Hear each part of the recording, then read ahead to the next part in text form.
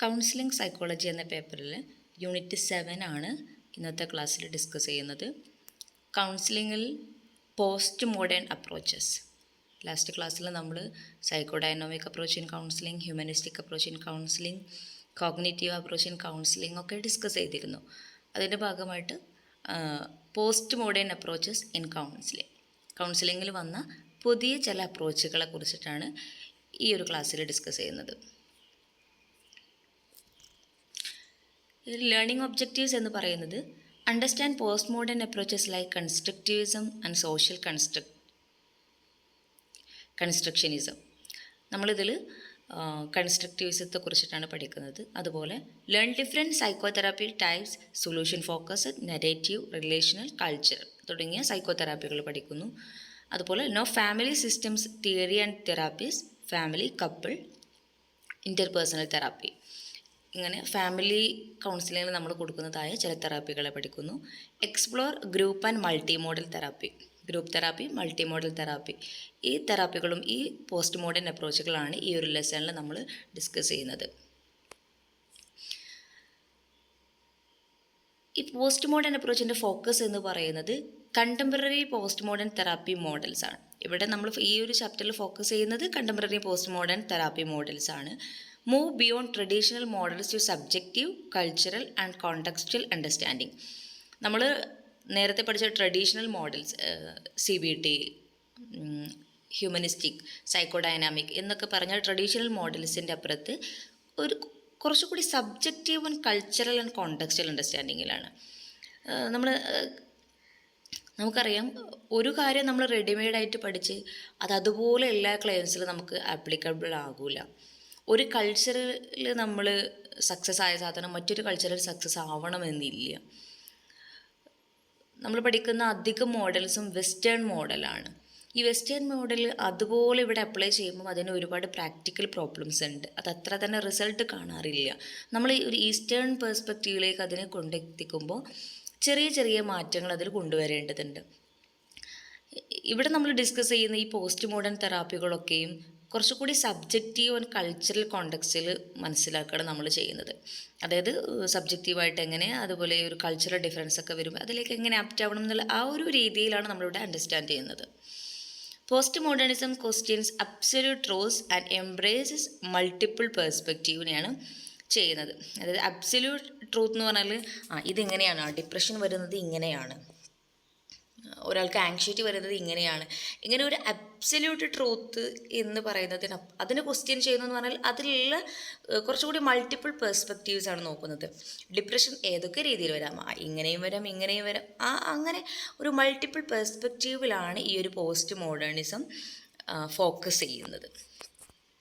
അത് നമ്മൾ ഈ ഒരു തെറാപ്പികളൊക്കെ പഠിക്കുന്നതിന് മുന്നേ ആയിട്ട് ഈ ഒരു തെറാപ്പിയുടെ ഒരു ഓവറോൾ ഐഡിയ ആയിട്ട് പറഞ്ഞതാണ്. ഇത് മെയിൻലി ഒരു സബ്ജക്റ്റീവ് ആൻഡ് കൾച്ചറൽ കോണ്ടെക്സ്ച്വൽ അണ്ടർസ്റ്റാൻഡിങ്ങിലാകുന്നു. അതുപോലെ ഇത് അബ്സല്യൂട്ട് ട്രൂത്തിനെ ക്വസ്റ്റ്യൻ ചെയ്യുന്നു, എംബ്രേസസ് മൾട്ടിപ്പിൾ പേഴ്സ്പെക്റ്റീവ്. അതിൽ ഫസ്റ്റ് പറയുന്നത് ചോയ്സ് തിയറി എന്ന് പറയുന്നതാണ്. വില്യം ഗ്ലാസർ ഒരു 1980s ഡെവലപ്പ് ചെയ്തൊരു തിയറിയാണ് ചോയ്സ് തിയറി എന്നുള്ളത്. ഇതിൻ്റെ ഒരു പ്രധാനപ്പെട്ട കീ കോൺസെപ്റ്റ് എന്ന് പറയുമ്പോൾ people are internally motivated and responsible for their behaviour. ഒരാളുടെ ബിഹേവിയറിൻ്റെ റെസ്പോൺസിബിലിറ്റി എന്ന് പറയുന്നത് അത് അയാൾക്ക് തന്നെയാണ്. ഇപ്പോൾ ഒരാൾക്കൊരു ടോട്ടൽ ബിഹേവിയർ ഉണ്ടാകും, ഒരു ഓവറോൾ ബിഹേവിയർ ഉണ്ടാകും ഒരാൾക്ക്. ഇദ്ദേഹം ഒരു ടോട്ടൽ ബിഹേവിയർ എന്നുള്ളൊരു ടേമാണ് യൂസ് ചെയ്യുന്നത്. ഈ ടോട്ടൽ ബിഹേവിയർ എന്ന് പറയുന്നത് അതിന് 4 കമ്പണൻസ് ആണുള്ളത്: action, thought, feelings and physiological response or emotions എന്ന് പറയാം. അതായത് നമ്മൾ ചില കാര്യം ഒരു ഇൻസിഡൻറ്റ്, ഒരു ഇവൻറ്റ്, അല്ലെങ്കിൽ ഒരു സിറ്റുവേഷൻ ഉണ്ടാകുമ്പം അതിൽ നമ്മൾ കുറച്ച് കാര്യങ്ങൾ ചിന്തിക്കുന്നു, അതിനനുസരിച്ച് ആക്ട് ചെയ്യുന്നു. ആ ആക്ഷൻ്റെയും തോട്ട്സിൻ്റെയും ഒരു റിസൾട്ടായിട്ട് നമുക്ക് ഫീലിങ്സും ഫിസിയോളജിക്കൽ റെസ്പോൺസും ഉണ്ടാകുന്നു എന്നാണ് പറയുന്നത്. അതാണ് നമ്മളുടെ ഒരു ടോട്ടൽ ബിഹേവിയർ എന്ന് പറയുന്നത്. അതുപോലെ ഈ ടോട്ടൽ ബിഹേവിയർ നമ്മൾ കാണിക്കുന്നത്, ഇങ്ങനെ ഒരു ആക്ഷൻ തോട്ട്സൊക്കെ നമുക്ക് വരുന്നത് നമ്മുടെ ചില നീഡ്സിൻ്റെ ബേസിസിലാണെന്നാണ് ഗ്ലാസർ പറയുന്നത്. അതായത് focus on fulfilling 5 basic needs. ഇദ്ദേഹം പറയുന്നത് നമുക്ക് 5 ബേസിക് നീഡ്സ് ഉണ്ട്. ഈ 5 നീഡ്സിന് വേണ്ടിയിട്ടാണ് നമ്മൾ ഇങ്ങനെ നമ്മൾ ചെയ്യുന്ന ആക്ഷൻസ് അല്ലെങ്കിൽ നമ്മുടെ തോട്ട്സ് ഒക്കെ വരുന്നത് എന്ന് പറയുന്നത്. ആ ബേസിക് നീഡ്സ് എന്ന് പറയുന്നത് survival, love and belonging, power, freedom, fun. ഒന്നാമത് സർവൈവൽ, അതായത് നമുക്ക് കുടിക്കാൻ വെള്ളം, ഭക്ഷണം, ഷെൽട്ടർ തുടങ്ങിയ നമ്മൾ basic needs. Love and belonging എന്ന് പറഞ്ഞാൽ മറ്റുള്ള ആളുകൾ നമ്മളെ സ്നേഹിക്കണം, സ്നേഹിക്കപ്പെടണം, അറ്റൻഷൻ കിട്ടണം എന്നൊക്കെയുള്ള ലവ് ആൻഡ് ബിലോങ്ങിങ് നീഡ്സ്. പിന്നെ പവർ നീഡ് ഉണ്ട്, അതായത് ഞാൻ ക്യാപ്പബിൾ ആണ്, ഞാൻ സ്ട്രോങ് ആയിട്ടുള്ള ഒരാളാണ്, ഞാൻ ക്യാപ്പബിൾ ആണെന്നുള്ള ഒരു നീഡുണ്ട്. ഫ്രീഡം എന്ന് പറഞ്ഞാൽ നമുക്ക് നമ്മുടെ ഒരു ആക്ഷൻ തോട്ട്സിനൊക്കെ ഉള്ളൊരു ഫ്രീഡം, അല്ലെങ്കിൽ നമ്മുടെ ബിഹേവിയറിന്, അല്ലെങ്കിൽ നമുക്ക് ചില കാര്യങ്ങൾ ചോയ്സ് ചെയ്യാനുള്ള ഫ്രീഡം വേണം. ഫൺ എന്ന് പറഞ്ഞാൽ എൻ്റർടൈൻമെൻറ്റ് ചെയ്യണം, ആസ്വദിക്കാനൊക്കെ ഉള്ള നമ്മുടെ ഒരു നീഡാണ്. ഇങ്ങനെ 5 നീഡ്സ് ഉണ്ടെന്നാണ് ഗ്ലേസർ പറയുന്നത്. അപ്പോൾ ഈ 5 നീഡ്സിനനുസരിച്ചിട്ടാണ് നമ്മുടെ ബിഹേവിയറും കാര്യങ്ങളെല്ലാം വരുന്നതെന്ന് പറയുന്നു. ഇദ്ദേഹം emphasises personal choice and responsibility. ഇവിടെ ഇദ്ദേഹം പ്രാധാന്യം കൊടുക്കുന്നത് പേഴ്സണൽ ചോയ്സിനും റെസ്പോൺസിബിലിറ്റികൾക്കുമാണ്. അതായത് അയാളുടെ ചോയ്സാണ് ഒരു കാര്യത്തിൽ അയാൾക്ക് ഏത് രീതിയിലും അയാൾക്ക് ബിഹേവ് ചെയ്യാൻ പറ്റും, അത് അയാളുടെ മാത്രം ചോയ്സാണ്. അതുകൊണ്ട് തന്നെ അയാളുടെ ടോട്ടൽ ബിഹേവിയറിൻ്റെ റെസ്പോൺസിബിലിറ്റി എന്ന് പറയുന്നതും അയാൾക്കാണ്. അപ്പോൾ ഈ ഗ്ലേസർ ഒരു 10 ആക്സിയംസ് ഓഫ് ചോയ്സ് തിയറികൾ പറയുന്നുണ്ട്. ഏകദേശം ഒരു 10ഓളം കാര്യങ്ങൾ അദ്ദേഹം ഡിസ്കസ് ചെയ്യുന്നുണ്ട്. അതിൽ ഒന്നാമത്തത് the only person whose behaviour we can control is our own. നമുക്ക് മറ്റാരുടെയും ബിഹേവിയർ കൺട്രോൾ ചെയ്യാൻ കഴിയില്ല, നമുക്ക് നമ്മുടെ ബിഹേവിയറിനെ മാത്രമേ കൺട്രോൾ ചെയ്യാൻ കഴിയുള്ളൂ. രണ്ടാമത് പറയുന്നത് all we can give another person is information. മറ്റൊരാൾക്ക് നമുക്ക് നൽകാൻ കഴിയുന്നത് ആകെ ഇൻഫർമേഷൻ മാത്രമാണ്. അയാളുടെ സ്വഭാവത്തിൻ്റെ കൺട്രോൾ ഒരിക്കലും നമുക്ക് കൊണ്ടുവരാൻ കഴിയില്ല. ചില ഇൻഫർമേഷൻസ് കൊടുക്കുക എന്നുള്ളത് മാത്രമേ നമുക്ക് കഴിയുള്ളൂ. Third, all long lasting psychological problems R relationship problems. ഒരുപാട് കാലം ലാസ്റ്റ് ചെയ്യുന്ന സൈക്കോളജിക്കൽ പ്രോബ്ലംസ് എല്ലാം തന്നെ റിലേഷൻഷിപ്പ് പ്രോബ്ലം ആണെന്നാണ് ഇദ്ദേഹം പറയുന്നത്.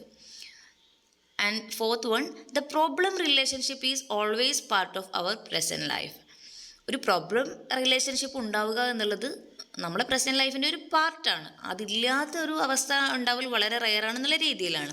ഒരു പ്രസൻറ്റ് ലൈഫിൻ്റെ പാർട്ടായിട്ടാണ് നമ്മൾ പ്രോബ്ലം റിലേഷൻഷിപ്പിനെ കാണേണ്ടത്.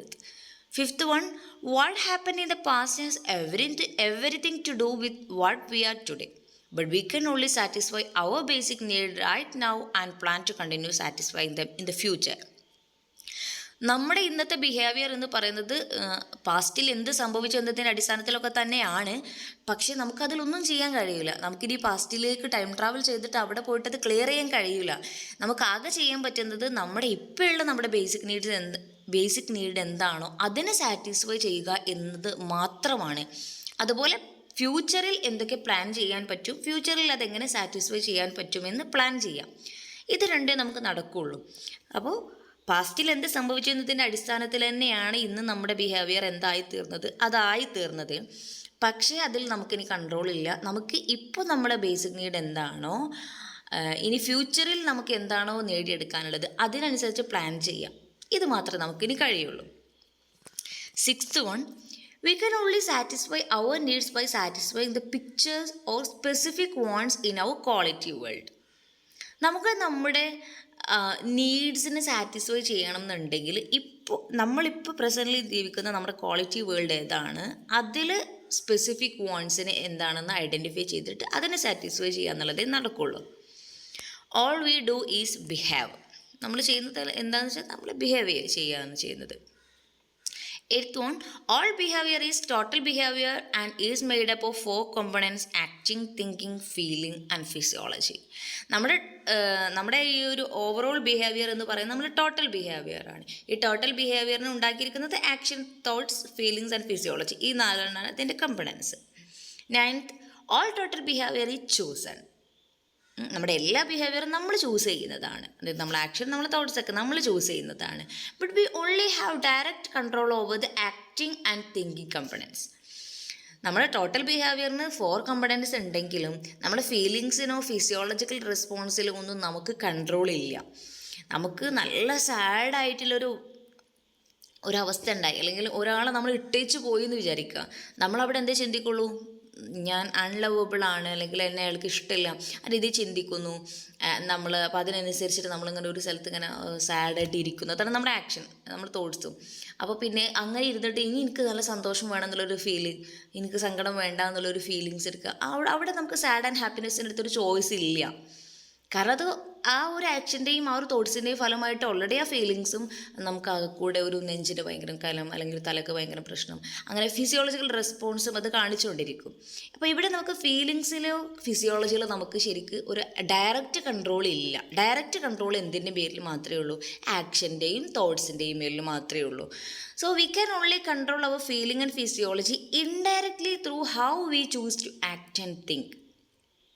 അതുകൊണ്ട് തന്നെ നമുക്ക് ഈ ഫീലിങ്സിനെയും ഫിസിയോളജിയെയും ഒക്കെ നമുക്ക് കൺട്രോൾ ചെയ്യണം എന്നുണ്ടെങ്കിൽ ആക്ഷനെയും തോട്ട്സിനെയും കൺട്രോൾ അല്ലെങ്കിൽ ചൂസ് ചെയ്യുക എന്നുള്ളത് മാത്രമേ ഉള്ളൂ. എനിക്ക് ഹാപ്പി ആയിരിക്കണം എന്നുണ്ടെങ്കിൽ അതിനനുസരിച്ചുള്ള ആക്ഷൻസും തോട്ട്സുമാണ് ഞാൻ കൊണ്ടുവരേണ്ടത്. എനിക്ക് സാഡ് ആയിരിക്കാനാണെങ്കിൽ അതിനനുസരിച്ചിട്ടുള്ളത്. സോ ഈ ഫീലിങ്സിലോ ഫിസിയോളജിയിലോ നമുക്കൊരു ഡയറക്റ്റ് കൺട്രോൾ ഇല്ല. ബട്ട് ആക്ഷൻ്റെയും തോട്ട്സിൻ്റെയും മേൽ നമ്മൾ എന്താണ് ചൂസ് ചെയ്യുന്നത് അതിനനുസരിച്ചിട്ടൊരു ഇൻഡയറക്റ്റ് കൺട്രോളേ നമുക്ക് കൊണ്ടുവരാൻ കഴിയുള്ളൂ. Last one, all total behaviour is designated by verbs and named by the part that is the most recognizable ആണ്.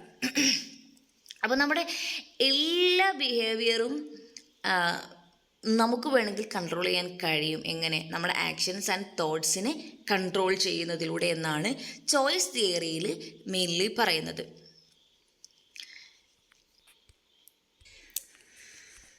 ഈ ചോയ്സ് തിയറിയുടെ ഒരു പ്രാക്ടിക്കൽ ആപ്ലിക്കേഷനായിട്ട് ഗ്ലാസർ തന്നെ കൊണ്ടുവന്ന ഒരു തെറാപ്പിയാണ് റിയാലിറ്റി തെറാപ്പി എന്ന് പറയുന്നത്. ഈ reality therapy it focuses on present behaviour and choices, not the past. ഇത് ഫോക്കസ് ചെയ്യുന്നത് നമ്മൾ പ്രസൻറ്റ് ബിഹേവിയറിനെയും നമ്മളെ ചോയ്സിനെയുമാണ്. അതായത് നമ്മൾ എങ്ങനെയാണ് ചോയ്സ് ഉണ്ടാക്കിയത്, ചോയ്സ് എന്തായിരുന്നു നമ്മുടെ ചോയ്സ്, അതിനനുസരിച്ച് നമ്മുടെ പ്രസൻറ്റ് ബിഹേവിയർ എന്താണ്, ഈ കാര്യങ്ങളെയാണ് ഇതിൽ ഫോക്കസ് ചെയ്യുന്നത്. Clients evaluate if current actions meet their needs. ഇവിടെ ക്ലയൻറ്റ് അയാളുടെ ഇപ്പോഴത്തെ അയാളുടെ നീഡ്സിനെ മീറ്റ് ചെയ്യുന്നതാണോ അയാളിപ്പോൾ ചെയ്തുകൊണ്ടിരിക്കുന്ന ആക്ഷൻ എന്നാണ് ഇവിടെ ഇവാലുവേറ്റ് ചെയ്യുന്നത്. അതുപോലെ therapist offer support without coercion. Therapist എന്ത് ചെയ്യുന്നു? ഒരു ജഡ്ജ്മെൻ്റ് ഒന്നുമില്ലാതെ സപ്പോർട്ട് പ്രൊവൈഡ് ചെയ്യാണ് ചെയ്യുന്നത്. അപ്പോൾ ഈ ഒരു തെറാപ്പിയുടെ ഒരു സ്റ്റെപ്സ് എന്ന് പറയുന്നത് ഒരു WDEP മോഡൽ എന്ന് പറയുന്ന ഒരു മോഡലാണ് ഇതിലുള്ളത്. അതായത് ഫസ്റ്റ് നമ്മുടെ ബേസിക് നീഡ് എന്താണ് എന്നാണ് നോക്കുന്നത്. W എന്ന് പറയുമ്പം എക്സ്പ്ലോർ ബേസിക് വാണ്ട്സ്. നമ്മളെ നീഡ് എന്താണെന്നുള്ളത് ബേസിക്കലി നമുക്ക് 5 ചോയ്സ് തിയറിയിൽ 5 നീഡുകളെ കുറിച്ച് പറഞ്ഞു. ഈ 5 നീഡ്സും മെറ്റ് ചെയ്യാതിരിക്കുമ്പോഴാണ്, 5 നീഡ് മെറ്റ് ചെയ്യാതിരിക്കുമ്പോഴാണ് അയാൾക്ക് ഇങ്ങനെ ഒരു പ്രോബ്ലം ബിഹേവിയർ ഉണ്ടാകുന്നതെന്ന് പറഞ്ഞു. ഒരു സൈക്കോളജിക്കൽ ഡിസ്ട്രെസ് അറൈസ് ചെയ്ത് വരുന്നത്. അപ്പം അതുകൊണ്ട് തന്നെ എന്താണ് ഇതിൻ്റെ റൂട്ട് കോസ്, എവിടെ നിന്നാണ് ഈ ഒരു സൈക്കോളജിക്കൽ ഡിസ്ട്രെസ് ഒറിജിനേറ്റ് ചെയ്തിരിക്കുന്നതെന്ന് അറിയൽ നിർബന്ധമാണല്ലോ. അതുകൊണ്ട് തന്നെ ഈ റിയാലിറ്റി തെറാപ്പിയുടെ ഫസ്റ്റ് സ്റ്റെപ്പ് എന്ന് പറയുന്നത് നമ്മുടെ ബേസിക് നീഡ്സ് അല്ലെങ്കിൽ ബേസിക് വാണ്ട്സ് എന്താണെന്നുള്ളത് എക്സ്പ്ലോർ ചെയ്യാണ്.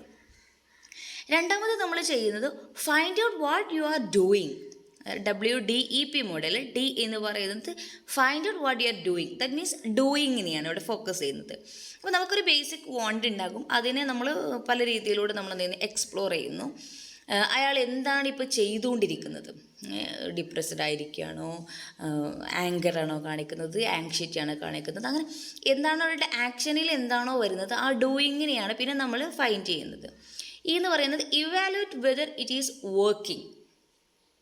അയാളുടെ ഒരു ബേസിക് നീഡ് മെറ്റ് ചെയ്യാൻ വേണ്ടിയിട്ടാണ് അയാൾ ഇങ്ങനെ ഒരു ആക്ഷൻ ആക്ച്വലി കാണിക്കുന്നത്. അപ്പോൾ ഇങ്ങനെ ഒരു ആക്ഷൻ കാണിക്കുന്നതിലൂടെ അയാളുടെ ആ ഒരു ബേസിക് നീഡ് അയാൾക്ക് സാറ്റിസ്ഫൈ ചെയ്യാൻ പറ്റുമോ? അയാൾക്ക് ലവ് ആൻഡ് ബിലോങ്ങിങ് ആണ് അയാളുടെ ഒരു വാണ്ട് എന്ന് വിചാരിക്കാം. അത് മെറ്റ് ചെയ്യാത്തതുകൊണ്ട് അയാൾ പാർട്ട്ണറുമായിട്ട് എപ്പോഴും ഇങ്ങനെ അടിപിടി ഉണ്ടാക്കുകയാണ്. അവർ തമ്മിൽ എന്നും ഓരോ പ്രശ്നങ്ങളാണ് ഉള്ളത്. അപ്പോൾ ഒരു പ്രോബ്ലം റിലേഷൻഷിപ്പിലാണ് അവർ ഉള്ളത്. ആക്ച്വലി ഈ ഒരു ലവ് ആൻഡ് ബിലോങ്ങിങ് കിട്ടാൻ വേണ്ടിയിട്ടാണ് ഇങ്ങനെ ഫൈറ്റ് ചെയ്തുകൊണ്ടിരിക്കുന്നത്.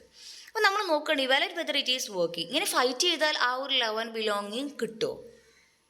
സോ നമ്മൾ അതാണ് ഇവാലുവേറ്റ് ചെയ്യുന്നത്. അയാളുടെ ഈ നീഡിന് വേണ്ടിയുള്ള ഈ ആക്ഷൻ വർക്ക് ചെയ്യുന്നുണ്ടോ എന്ന് നോക്കുന്നു. അത് വർക്ക് ചെയ്യാത്തതാണ് എങ്കിൽ we are formulate a new plan. നമ്മളൊരു ന്യൂ പ്ലാൻ ഫോർമുലേറ്റ് ചെയ്യുന്നു. അത് നമ്മൾ തെറാപ്പി സെഷൻസിൽ നമ്മൾ പ്രാക്ടീസ് ചെയ്യിപ്പിക്കുന്നു. അത് റിയൽ ലൈഫിലേക്ക് അയാൾ അപ്ലൈ ചെയ്യുന്നു. ഇതാണ് റിയാലിറ്റി തെറാപ്പിയുടെ ഒരു സ്റ്റെപ്സ് എന്ന് പറയുന്നത്. ഇത് നമ്മൾ മെയിൻലി സ്കൂൾ സെറ്റിങ്സിൽ, പിന്നെ കുട്ടികളുടെയൊക്കെ ബിഹേവിയറൽ ഇഷ്യൂസ് ഡീൽ ചെയ്യാൻ, അതുപോലെ യങ് അഡൾട്ട്സിലൊക്കെയുള്ള റിലേഷൻഷിപ്പ് ഇഷ്യൂസിലൊക്കെ നമ്മൾ വൈഡ്ലി നമുക്ക് യൂസ് ചെയ്യാൻ പറ്റുന്നതാണ് reality therapy. But still it is ongoing research. അതിൻ്റേതായ ഒരു പിന്നെ ലിമിറ്റേഷൻസ് അതിനുണ്ട്. നെക്സ്റ്റ് ഫെമിനിസ്റ്റ് തിയറിയാണ്. ഈ ഫെമിനിസ്റ്റ് തിയറി എന്ന് പറയുമ്പോൾ it emphasises social, political and cultural contexts of women's experiences. നമ്മളൊരു ലേഡിയെ സംബന്ധിച്ചിടത്തോളം അയാളുടെ പേഴ്സണൽ ഇഷ്യൂ എന്ന് പറയുമ്പോൾ അതിൽ social, political and cultural elements ഒക്കെ ഉണ്ടാകും.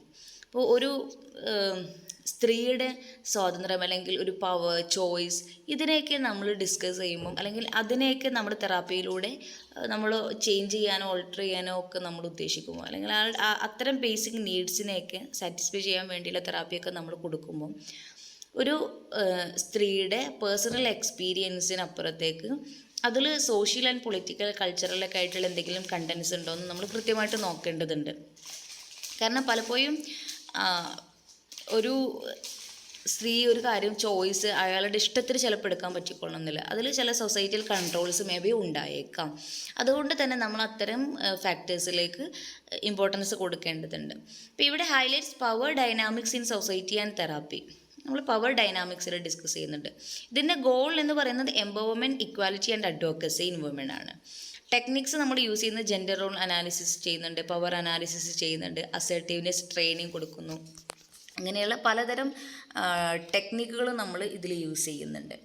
അപ്പോൾ ഇതിൻ്റെ ഒരു ഫെമിനിസ്റ്റ് ഇതിനെ നമ്മളൊരു കൗൺസിലിങ്ങിലേക്ക് നമ്മൾ കൊണ്ടുവരുമ്പോൾ അതിൻ്റെ കീ പ്രിൻസിപ്പിൾസ് എന്ന് പറയുന്നത് ദ പേഴ്സണൽ ഈസ് പൊളിറ്റിക്കൽ. അപ്പോൾ ഒരു ലേഡിയുടെ പേഴ്സണൽ സ്ട്രഗിൾസ് എന്തായേക്കാം, അതിൽ സോഷ്യലി ആൻഡ് പൊളിറ്റിക്കലി സ്ട്രക്ചേഴ്സൊക്കെ അതിൽ റൂട്ടഡ് ആയേക്കാം. Like patriarchy, gender discrimination, oppression, ഇങ്ങനെയുള്ള കാര്യങ്ങളൊക്കെ ഈ ഒരു പേഴ്സണൽ സ്ട്രഗിളിലേക്ക് റൂട്ട് ചെയ്ത് വന്നേക്കാം.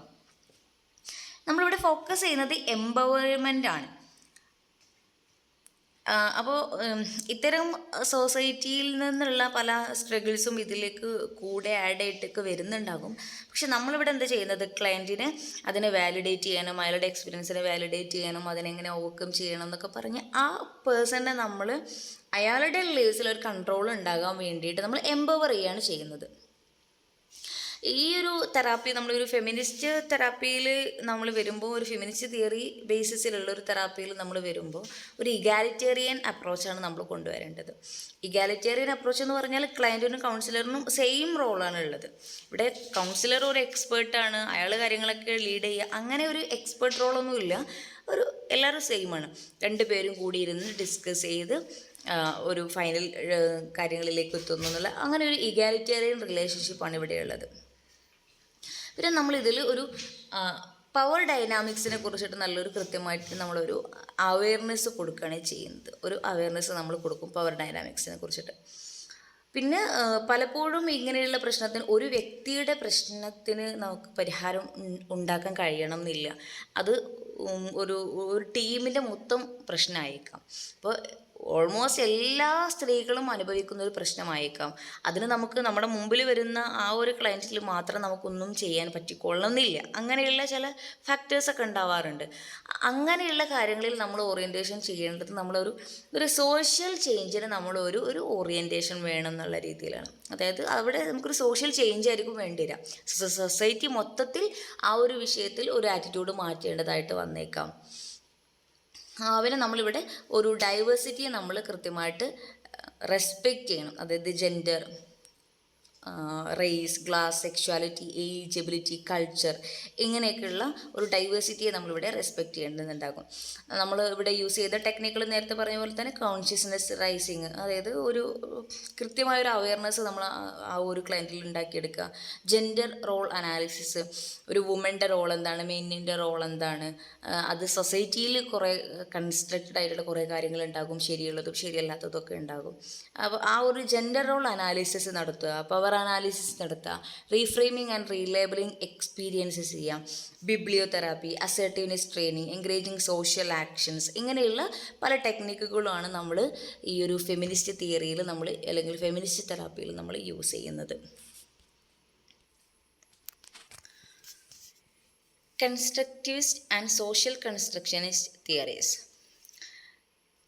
ഈ ഒരു 2 തിയറികൾ കൗൺസിലിങ്ങിലേക്ക് വരുന്നതിൽ ഈ കൺസ്ട്രക്റ്റിവിസം എന്ന് പറഞ്ഞാൽ knowledge actively built by individuals based on experience. കൺസ്ട്രക്റ്റിവിസത്തിൽ പറയുന്നത് നോളേജ് ഒരാൾ അയാളുടെ പേഴ്സണൽ എക്സ്പീരിയൻസിൻ്റെ ബേസിസിലാണ് ഉണ്ടാക്കിയെടുക്കുന്നത് എന്നാണ് പറയുന്നത്. അതായത് reality is individually constructed through a person's own experiences and interpretations. ഒരു കാര്യത്തിൽ റിയാലിറ്റി ഒരാൾ ഉണ്ടാക്കിയെടുക്കുന്നത് അയാളുടെ എക്സ്പീരിയൻസസിലൂടെയും അതിൻ്റെ ഇൻ്റർപ്രിറ്റേഷൻസിലൂടെയാണ്. അതായത് അയാൾ അതിനൊരു പേഴ്സണൽ മീനിങ് കൊടുക്കുകയാണ് ചെയ്യുന്നത്. ഒരു പേഴ്സണൽ മീനിങ് മേക്കിംഗ് ആണ് ഇവിടെ നടക്കുന്നത്. Each person forms their own view of the world. ഓരോരുത്തരും അവരുടേതായിട്ടുള്ള ഒരു മീനിങ് ആണ് ഈ വേൾഡിന് കൊടുക്കുന്നത്. അപ്പോൾ ഇവിടെ കൗൺസിലറുടെ റോൾ എന്ന് പറയുന്നത് ഒരു ആളുടെ കഥകൾ കേട്ടിട്ട്, ഒരാളുടെ ലൈഫ് സ്റ്റോറി കേട്ടിട്ട് അത് ഈ വേൾഡിന് അല്ലെങ്കിൽ പല കാര്യങ്ങൾക്കും അയാളുടേതായ എന്ത് മീനിങ്ങാണ് കൊടുത്തത്, അതിലുള്ള ചില കാര്യങ്ങളെയൊക്കെ അതിനെ ഫോക്കസ് ചെയ്യുക, അതിനെ കൺസ്ട്രക്റ്റ് ചെയ്യുക എന്നുള്ളതാണ് ഇവിടെ ഫോക്കസ് ചെയ്യുന്ന കാര്യം എന്ന് പറയുന്നത്.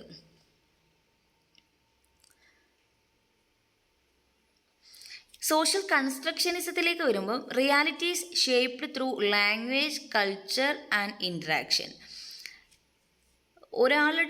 ഒരാളൊരു മീനിങ് കൊടുക്കുന്നത് അയാളുടെ പേഴ്സണൽ കാര്യത്തിലൂടെ മാത്രമല്ല, മറിച്ച് സോഷ്യൽ ഇൻ്റർപ്രിറ്റേഷൻസിലൂടെ അല്ലെങ്കിൽ സോഷ്യൽ ഇൻ്ററാക്ഷൻസിൻ്റെയും കൂടി ബേസിസിലാണ് ഒരു കാര്യത്തിനുള്ള മീനിങ് കൊടുക്കുന്നത്.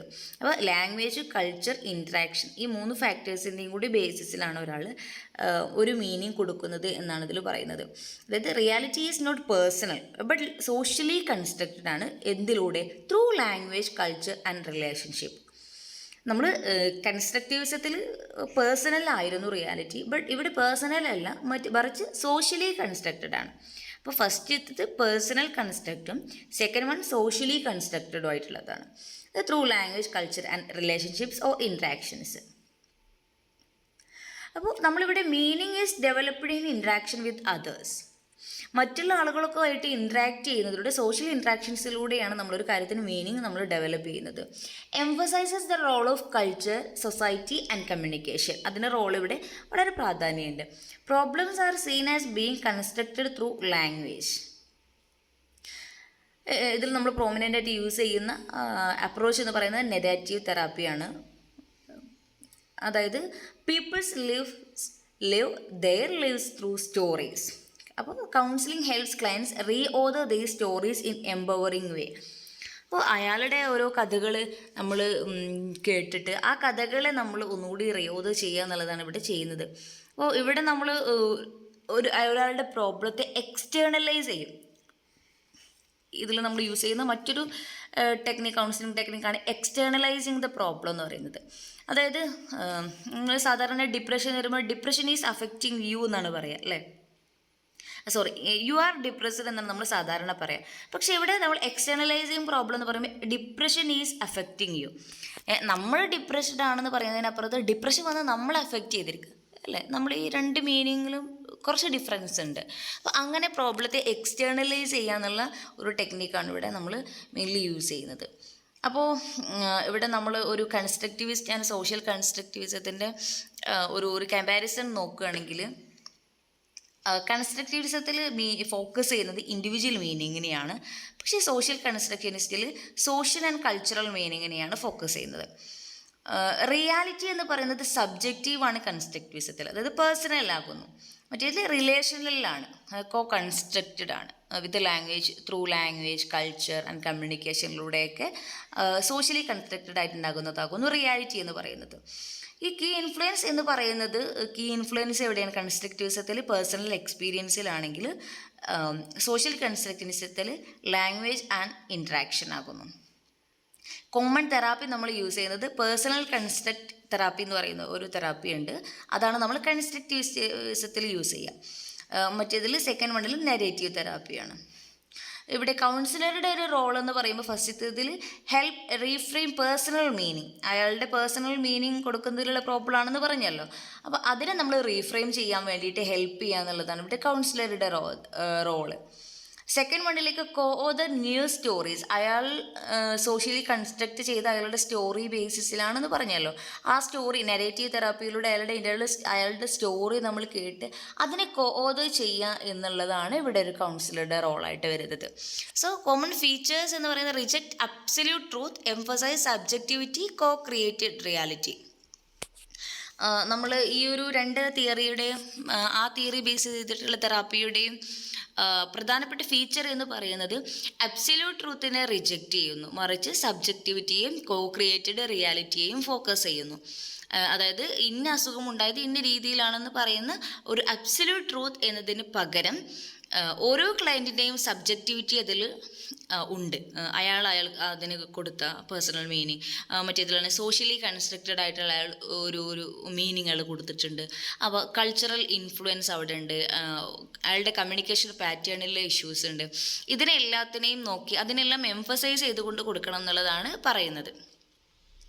Counselling reshape believes, explore narratives and meanings. അവരുടെ ബിലീഫ്സിനെ നമ്മൾ റീഷേപ്പ് ചെയ്തെടുക്കുകയാണ് ചെയ്യുന്നത്. അയാൾ ഈ വേൾഡിന് കൊടുത്ത മീനിങ് ഡിഫറെൻ്റ് ആയിരിക്കും, അതിനെ നമ്മളൊന്നും കൂടി റീഫ്രെയിം ചെയ്തെടുക്കുക എന്നുള്ളതാണ് കൗൺസിലിങ്ങിലൂടെ നമ്മൾ ചെയ്യുന്നത്. ഈ ഒരു സോഷ്യൽ കൺസ്ട്രക്ഷനിസം അപ്രോച്ചിനെ ബേസ് ചെയ്തുകൊണ്ടുള്ള ഒരു തെറാപ്പി ആകുന്നു solution focused therapy or solution focused brief therapy. SFBT എന്നും പറയാറുണ്ട്, SFT എന്നും പറയാറുണ്ട്. ഇത് ഡെവലപ്പ് ചെയ്തിരിക്കുന്നത് Steve de Shazer and Insoo Kim Berg ആണ് ഇത് ഡെവലപ്പ് ചെയ്തിരിക്കുന്നത്. Future focused and goal oriented ആകുന്നു. Focus on client strength and resources, ഒരു ക്ലയൻറ്റിൻ്റെ സ്ട്രെങ്ത്തിനെയും റിസോഴ്സസിനെയുമാണ് ഇവിടെ ഫോക്കസ് ചെയ്യുന്നത്. നമ്മൾ യൂസ് ചെയ്യുന്ന ടെക്നിക്ക് എന്ന് പറയുന്നത് miracle questions, scaling questions, identifying exceptions, close, skeleton keys, അങ്ങനെ ഒരുപാട് ടെക്നിക്കുകൾ നമ്മളിതിൽ യൂസ് ചെയ്യുന്നുണ്ട്. അപ്പോൾ നമുക്കറിയാം ഒരു ഇഷ്യൂ, ഒരു പ്രോബ്ലം ഉണ്ടായി, ഒരു പ്രോബ്ലം സിറ്റുവേഷനിലാണല്ലോ നമ്മളൊരു കൗൺസിലറെ കാണാൻ വേണ്ടിയിട്ട് പോവുക. അങ്ങനെ ഒരു പ്രോബ്ലവുമായിട്ട് നമ്മൾ അയാളുടെ അടുത്ത് പോകുമ്പോൾ ആ പ്രോബ്ലം ഒരുപാട് നമ്മൾ എക്സ്പ്ലെയിൻ ചെയ്യുകയോ ചോദിക്കുകയോ ഒന്നും ചെയ്യുന്നില്ല. അപ്പോൾ പ്രോബ്ലം ഫോക്കസ്ഡ് ആയിട്ടില്ല, പ്രോബ്ലത്തിൻ്റെ പല വശങ്ങൾ നോക്കുന്നതിനപ്പുറത്ത് okay it's okay currently you are facing this situation, അല്ലേ, ഇങ്ങനെ ഒരു പ്രോബ്ലമാറ്റിക് ആയിട്ടുള്ള ഒരു സിറ്റുവേഷൻ നമുക്ക് ഉണ്ട്, ഇത് നമ്മൾ ഇവിടെ ഫേസ് ചെയ്തുകൊണ്ടിരിക്കുന്നുണ്ട്. ഇനി നമ്മളിവിടെ ഫോക്കസ് ചെയ്യുന്നത് ഈ പ്രോബ്ലത്തിൽ നിന്നും മാറി നിന്നുകൊണ്ട് എന്തൊക്കെ സൊല്യൂഷൻസ് ആണ് നമുക്കിവിടെ കൊണ്ടുവരാൻ പറ്റുന്നത് എന്നാണ് നോക്കുന്നത്. ഒരു ബ്രീഫ് തെറാപ്പിയാണെന്നുള്ളതാണ് ഇതിൻ്റെ മെയിൻ ഒരു ഗുണം എന്ന് പറയുന്നത്. കുറേ മുൻകാലത്ത് കഴിഞ്ഞു പോയ കാര്യങ്ങളിൽ അതിൻ്റെ പിന്നിലുള്ള അൺമെറ്റിക് നീഡ്സ് എന്തെങ്കിലും ഉണ്ടോ അതിനെ എക്സ്പ്ലോർ ചെയ്യുക. അങ്ങനെ പാസ്റ്റിൽ പല കാര്യങ്ങളും എക്സ്പ്ലോർ ചെയ്തെടുക്കുക എന്ന് പറയുന്നത് ഒരുപാട് ടൈം കൺസ്യൂമിങ് ആണ്, അത് നമുക്ക് അത്ര ആക്യുറേറ്റ് ആയിട്ട് കിട്ടിക്കൊള്ളണമെന്നൊന്നുമില്ല. അതുകൊണ്ട് തന്നെയാണ് ഈ ഒരു SFPT പ്രോബ്ലത്തിൽ ഫോക്കസ് ചെയ്യാത്ത സൊല്യൂഷനിൽ, അതായത് ഇങ്ങനെ ഒരു ഇഷ്യൂ ഉണ്ടായി ഇനി നമുക്ക് എന്തൊക്കെ നെക്സ്റ്റ് ചെയ്യാൻ പറ്റും അതിനുവേണ്ടി നമ്മൾ യൂസ് ചെയ്യുന്നത് അയാളുടെ സ്ട്രെങ്ത് എന്തൊക്കെയാണ്, ലിമിറ്റേഷൻസ് എന്തൊക്കെയാണെന്നുള്ളത് ഫൈൻഡ് ചെയ്യുക എന്നുള്ളതാണ്. വൺസ് നമ്മൾ അയാളുടെ സ്ട്രെങ്ത് കണ്ടെത്തി കഴിഞ്ഞാൽ we are focusing on that. Limitations ഉണ്ടായിക്കഴിഞ്ഞാൽ ഓക്കെ നമുക്ക് ഇങ്ങനെ ലിമിറ്റേഷൻസ് ഉണ്ട്, അതിന് ഓവർകം ചെയ്യാൻ നമുക്ക് എന്തൊക്കെ ചെയ്യാൻ പറ്റും. അങ്ങനെ അയാളുടെ സ്ട്രെങ്ത്തുകൾ കണ്ടെത്തി ആ സ്ട്രെങ്ത്തിനെ ഫോക്കസ് ചെയ്തുകൊണ്ടുള്ള ഒരു പുതിയ ഒരു ലൈഫ് അയാൾക്ക് ക്രിയേറ്റ് ചെയ്തെടുക്കാൻ കഴിഞ്ഞാൽ ആൾക്ക് കുറച്ചുകൂടി ബെറ്റർ ആകാൻ പറ്റും എന്നുള്ളതാണ് ഇതിൻ്റെ ഒരു കോൺസെപ്റ്റായിട്ട് വരുന്നത്. അപ്പോൾ നമ്മൾ ഒരു മിറാക്കിൾ ക്വസ്റ്റ്യൻസ് ചോദിക്കുക എന്ന് പറയുമ്പോൾ ആ മിറാക്കിൾ ക്വസ്റ്റ്യൻ എന്ന് പറഞ്ഞാൽ നമ്മൾ ചോദിക്കണേ ഓക്കെ ഒരു മിറാക്കിൾ സംഭവിച്ചു, ഈ മിറാക്കിൾ സംഭവിച്ചിട്ട് നമ്മൾ ഈ പ്രോബ്ലം ഒക്കെ ഇങ്ങോട്ട് സോൾവ് ആയി പോയി എന്ന് വിചാരിക്കാം. ദെൻ അപ്പോൾ നിങ്ങളുടെ കറണ്ട് സിറ്റുവേഷൻ എങ്ങനെയായിരിക്കും? ആ രീതിയിലൊരു മിറാക്കിൾ ക്വസ്റ്റ്യൻസ് നമ്മൾ ചോദിക്കാം. അതുപോലെ സ്കെയിലിംഗ് ക്വസ്റ്റ്യൻസ്, നമ്മൾ ഓരോ പ്രോബ്ലം അത് എത്രത്തോളം ഇൻറ്റൻസിറ്റിയിലുണ്ട്, അല്ലെങ്കിൽ പല രീതിയിൽ പല കാര്യങ്ങളെ നമ്മൾ വെച്ചിട്ട് സ്കെയിലിംഗ് ക്വസ്റ്റ്യൻസ് വെച്ചിട്ട് നമ്മൾ സ്കെയിൽ ചെയ്തെടുക്കുന്നു. പിന്നെ ഐഡൻറ്റിഫൈയിങ് എക്സെപ്ഷൻസ് നമ്മൾ എന്ത് ചെയ്യുന്നു, ഐഡൻറ്റിഫൈ ചെയ്യുന്നു. അപ്പോൾ അതായത് ഈ പ്രോബ്ലം ഇപ്പോൾ ഇല്ല എന്ന് വിചാരിക്കാം, ഈ പ്രോബ്ലം ഇവിടെ ഉണ്ടായിട്ടില്ല എങ്കിൽ എന്തായിരിക്കും, when does the problem not happen. അതുപോലെ കോംപ്ലിമെൻറ്റ്സ് കൊടുക്കുക, റെയിൻഫോഴ്സ് ക്ലയൻറ്റ് സ്ട്രെങ്ത് ആൻഡ് ആക്ഷൻസിനെ നമ്മൾ റെയിൻഫോഴ്സ് ചെയ്യാം തുടങ്ങിയ പല ടെക്നിക്കുകളാണ് നമ്മൾ യൂസ് ചെയ്യുന്നത്. ഇപ്പോൾ ഈ സ്കെയിലിംഗ് പ്രോസസ്സിലൊരു റേറ്റിംഗ് പ്രോഗ്രസ്, അതായത് motivation on A scale of 0 to 10 നമ്മളത് സ്കെയിൽ ചെയ്തെടുക്കുക. അയാളുടെ ഒരു മോട്ടിവേഷൻ അല്ലെങ്കിൽ ഒരു പിന്നെ പ്രോഗ്രസ്സിനെ നമ്മൾ റേറ്റ് ചെയ്യുന്നതാണ്. ഇവിടെ ശരിക്കും കൗൺസിലർ വളരെ കൊളാബറേറ്റീവ് ആയിട്ടാണ് ചെയ്യേണ്ടത്. അതുപോലെ നോൺ ജഡ്ജ്മെൻറ്റിലായിരിക്കണം.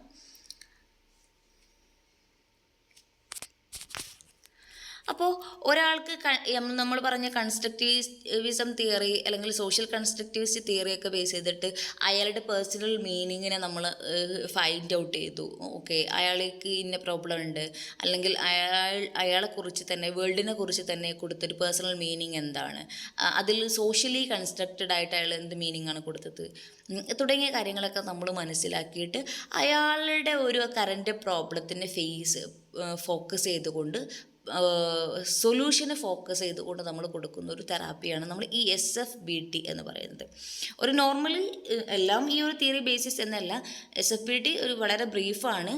അയാളുടെ ഒരു ക്ലയൻറ്റിൻ്റെ സ്ട്രെങ്ത്തിനെയും ലിമിറ്റേഷൻസിനെയും ഫോക്കസ് ചെയ്ത് സ്ട്രെങ്ത്ത് കണ്ടെത്തി ആ സ്ട്രെങ്ത്തിന് കോംപ്ലിമെൻസും റെയിൻഫോഴ്സും കൊടുത്തുകൊണ്ട്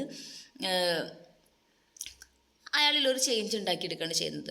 നമ്മൾ സാധാരണ ഒരു സെഷനൊക്കെ കഴിഞ്ഞ് ഒരു സെഷൻ്റെ അറ്റ് എൻഡിൽ നമ്മൾ ഒരു ഹോംവർക്ക് പോലെയൊക്കെ കൊടുക്കും. ഓക്കെ, നെക്സ്റ്റ് വീക്കിൽ നിങ്ങൾക്ക് എങ്ങനെയാണ് ലൈഫ് ജീവിക്കേണ്ടത്, അല്ലെങ്കിൽ എന്ത് തരത്തിലുള്ളൊരു ലൈഫാണ് നിങ്ങൾ എക്സ്പെക്റ്റ് ചെയ്യുന്നത് എന്നുള്ള രീതിയിലൊക്കെ ചോദിച്ചിട്ട് അയാൾ ഒരു അപ്പോൾ സ്വാഭാവികമായിട്ട് പോസിറ്റീവ് വേയിലൂടെയാണ് എഴുതേണ്ടത്. ഒരു പോസിറ്റീവ് രീതിയിലാണ് നമ്മളിതിനെ നോക്കിക്കാണുക. അപ്പോൾ ഒരു പോസിറ്റീവായിട്ട് 1 വീക്ക് എങ്ങനെ സ്പെൻഡ് ചെയ്യണം എന്നുള്ള ഇതൊക്കെ എഴുതിപ്പിച്ചിട്ടോ പറയിപ്പിച്ചിട്ടോ ചെയ്യാം. അപ്പോൾ അയാളുടെ ഫോക്കസ് സ്വാഭാവികമായിട്ട് ആ ഒരു പോസിറ്റീവ് ലൈഫ് എങ്ങനെ ക്രിയേറ്റ് ചെയ്യണം എന്നുള്ളതായിരിക്കും. അതാണ് ഈ ഒരു സൊല്യൂഷൻ ഫോക്കസ്ഡ് തെറാപ്പിയിൽ പറയുന്നത്.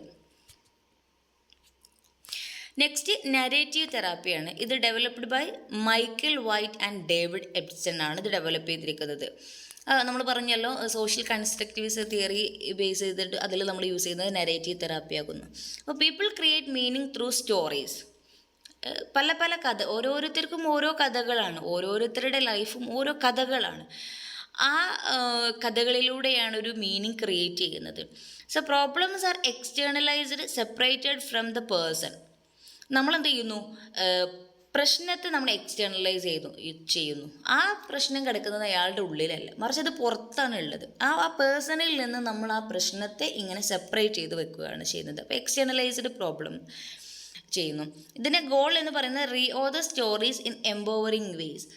അയാൾ ക്രിയേറ്റ് ചെയ്ത അയാളുടെ സ്റ്റോറി കൃത്യമായി കേട്ട് ആ സ്റ്റോറിയിലുള്ള പല മീനിങ്സ് അയാൾ കൊടുത്തെടുത്തും പലപ്പോഴും പാളിച്ചകൾ ഉണ്ടായിട്ടുണ്ടാവാം. അതിനെ നമ്മൾ കൂട്ടമായിട്ടിരുന്ന് ഓക്കെ ഇതിങ്ങനെയാണെങ്കിൽ അങ്ങനെയാണെങ്കിൽ എന്നുള്ള രീതിയിൽ അതിനൊന്ന് റീഓതർ ചെയ്യുന്നു. കുറച്ചുകൂടി എംപവറിങ് വേസിലുള്ള നമ്മൾ എന്ത് ചെയ്യുന്നു, റീഓതർ ചെയ്യാണ് ചെയ്യുന്നത്. ഒരാൾ തൻ്റെ പേഴ്സണൽ എക്സ്പീരിയൻസിന് ഒരു കഥ പോലെ എഴുതുമ്പോൾ, ഒരു നരേഷനായിട്ട് എഴുതി കൊണ്ടുവരുമ്പോൾ അതിൽ അയാൾ ഇമാജിനേഷൻസ് ഒക്കെ ആഡ് ചെയ്യും. ഇപ്പോൾ ഒരു ഇൻസിഡൻറ്റ് ഉണ്ടായെന്ന് വിചാരിക്കാം, അതിനാസ്പദമായിട്ടൊരു നരേഷൻ, ഒരു സ്റ്റോറിയാണ് അയാൾ എഴുതുന്നത് അല്ലെങ്കിൽ പറയുന്നത് റൈറ്റ് ചെയ്യിപ്പിക്കുക. നമ്മളത് എഴുതിപ്പിക്കുമ്പോൾ അതിൽ സ്വാഭാവികമായിട്ട് അയാൾ പല ഇമാജിനേഷൻസും ആഡ് ചെയ്തിട്ടുണ്ടാകും. അപ്പോൾ അധികം ഫാമിലി തെറാപ്പിയിലൊക്കെ ഒരുപാട് ആളുകൾ നെഗറ്റീവ് തെറാപ്പി റീസെൻ്റ്ലി യൂസ് ചെയ്യാറുണ്ട്. അപ്പോൾ എന്തെങ്കിലും ഒരു ഇഷ്യൂ അവർ തമ്മിലുണ്ടായി എന്ന് വിചാരിക്കാം, കപ്പിൾസ് തമ്മിലൊരു ഇഷ്യൂ ഉണ്ടായി, ആ ഇഷ്യൂ കൃത്യമായിട്ടൊരു നരേഷൻ മോഡലിൽ എഴുതാൻ വേണ്ടിയിട്ട് അവരുടെ അടുത്ത് പറയുമ്പോൾ അതിലവർ എഴുതും. അപ്പോൾ സ്വന്തത്തെ അവിടെ ഒരു ഫെയിലിയർ ആയിട്ടൊക്കെ ആയിരിക്കും ചിലപ്പം ക്രിയേറ്റ് ചെയ്തിട്ടുണ്ടാവുക. ഞാൻ തന്നെ കൊടുത്ത ആ ക്ലയൻറ്റിന് കൊടുത്തിരിക്കുന്ന കഥാപാത്രം ഒരു ഫെയിലിയർ എന്നുള്ള രീതിയിൽ ഒരു നെഗറ്റീവായിട്ടുള്ള ഒരു രീതിയിലായിരിക്കും കൊടുത്തിട്ടുണ്ടാവുക. നമ്മൾ അതിനെന്ത് ചെയ്യുന്നു, കുറച്ചും കൂടി എംപവറിങ് വേസിൽ ആ ഒരു സിറ്റുവേഷനിൽ ആ ക്ലയൻറ്റിനെ കുറച്ചുകൂടി ഹീറോ ആയിട്ട് പോസിറ്റീവ് വേസ് ആയിട്ട് നമ്മളൊന്ന് അതിനൊന്ന് റൈറ്റ് ചെയ്ത് കൊടുക്കുമ്പോൾ പോസിബിളി അങ്ങനെ ഒരു സിറ്റുവേഷൻ ഇനിയും ഉണ്ടാകുന്ന സമയത്ത് അയാൾ അങ്ങനെ ഒരു പോസിറ്റീവ് ഒരു ഹീറോയുടെ ഒരു റോളിലേക്ക് അയാളെ അവിടെ കൊണ്ടുവരാനും അതിലൂടെ മാറ്റങ്ങൾ ഉണ്ടാവുകയും ചെയ്യും. അതാണ് ഈ ഒരു തിയറിയുടെ ഒരു ബേസായിട്ട് വരുന്നത്, ഈ തെറാപ്പിയുടെ ഒരു ബേസായിട്ട് വരുന്നത്. റിലേഷണൽ ആൻഡ് കൾച്ചറൽ തെറാപ്പി, ഈ RCT it emphasises growth fostering relationships. ഇത് ഒരാളുടെ റിലേഷൻഷിപ്പിനെ ഫോസ്റ്റർ ചെയ്യുക എന്നുള്ള കാര്യത്തിലാണ് ഈ ഒരു തെറാപ്പി ഫോക്കസ് ചെയ്യുന്നത്. ആക്ച്വലി ഇത് ഫെമിനിസ്റ്റ് തിയറി ബേസ് ചെയ്തിട്ട് വന്ന ഒരു തെറാപ്പിയാണ്. അതായത് നമ്മൾ ആസ് എ ഹ്യൂമൺ നമുക്കെപ്പോഴും ഒരു ഹ്യൂമൺ ഇൻട്രാക്ഷൻ ആവശ്യമുണ്ട്. നമ്മളെപ്പോഴും കണക്റ്റഡായി നിൽക്കാനാണ് ആഗ്രഹിക്കുന്നത്. നമ്മൾ ഐസൊലേഷനിൽ നിൽക്കുമ്പോഴാണ് നമുക്ക് പ്രശ്നങ്ങളൊക്കെ ഉണ്ടാകുന്നത് എന്നാണ് പറയുന്നത്. നമ്മൾ ഒറ്റപ്പെടുമ്പോൾ നമുക്ക് മീനിങ് ഫുൾ ആയിട്ടുള്ള റിലേഷൻഷിപ്പ് ഉണ്ടാകാതിരിക്കുമ്പോൾ നമുക്ക് സൈക്കോളജിക്കൽ ഡിസ്ട്രെസ് അറൈസ് ചെയ്തു എന്ന് പറയുന്നു. അതുകൊണ്ട് തന്നെ ഈ ഒരു disconnection causes psychological issues. So ഇവിടെ നമ്മൾ നല്ല കണക്ഷൻസ് ഉണ്ടാക്കിയെടുക്കുക, നല്ല റിലേഷൻഷിപ്പ് ബിൽഡ് ചെയ്തെടുക്കുക എന്നുള്ളതാണ് ഇവിടെ ഫോക്കസ് ചെയ്യുന്നത്. സോ ഇതിൻ്റെ ഒരു സെൻട്രൽ തീംസ് എന്ന് പറയുന്നത് മ്യൂച്വൽ എംപതി, എംപവർമെൻറ്റ്, കണക്ഷൻ. ഇതാണ് ഇതിന് സെൻട്രൽ തീമായിട്ട് വരുന്നത്. It useful for woman and marginalised groups. ഈ ഒരു RCT നമ്മൾ ഒരു മാർജിനലൈസ് ചെയ്യുന്ന ആളുകൾക്ക്, സ്ത്രീകൾക്ക് നമ്മൾ കൗൺസിലിംഗ് കൊടുക്കുന്ന സമയത്ത്, അതുപോലെ ട്രോമ കൗൺസിലിംഗ് കൊടുക്കുന്ന സമയങ്ങളിലൊക്കെ ഇത് യൂസ് ചെയ്യാറുണ്ട്.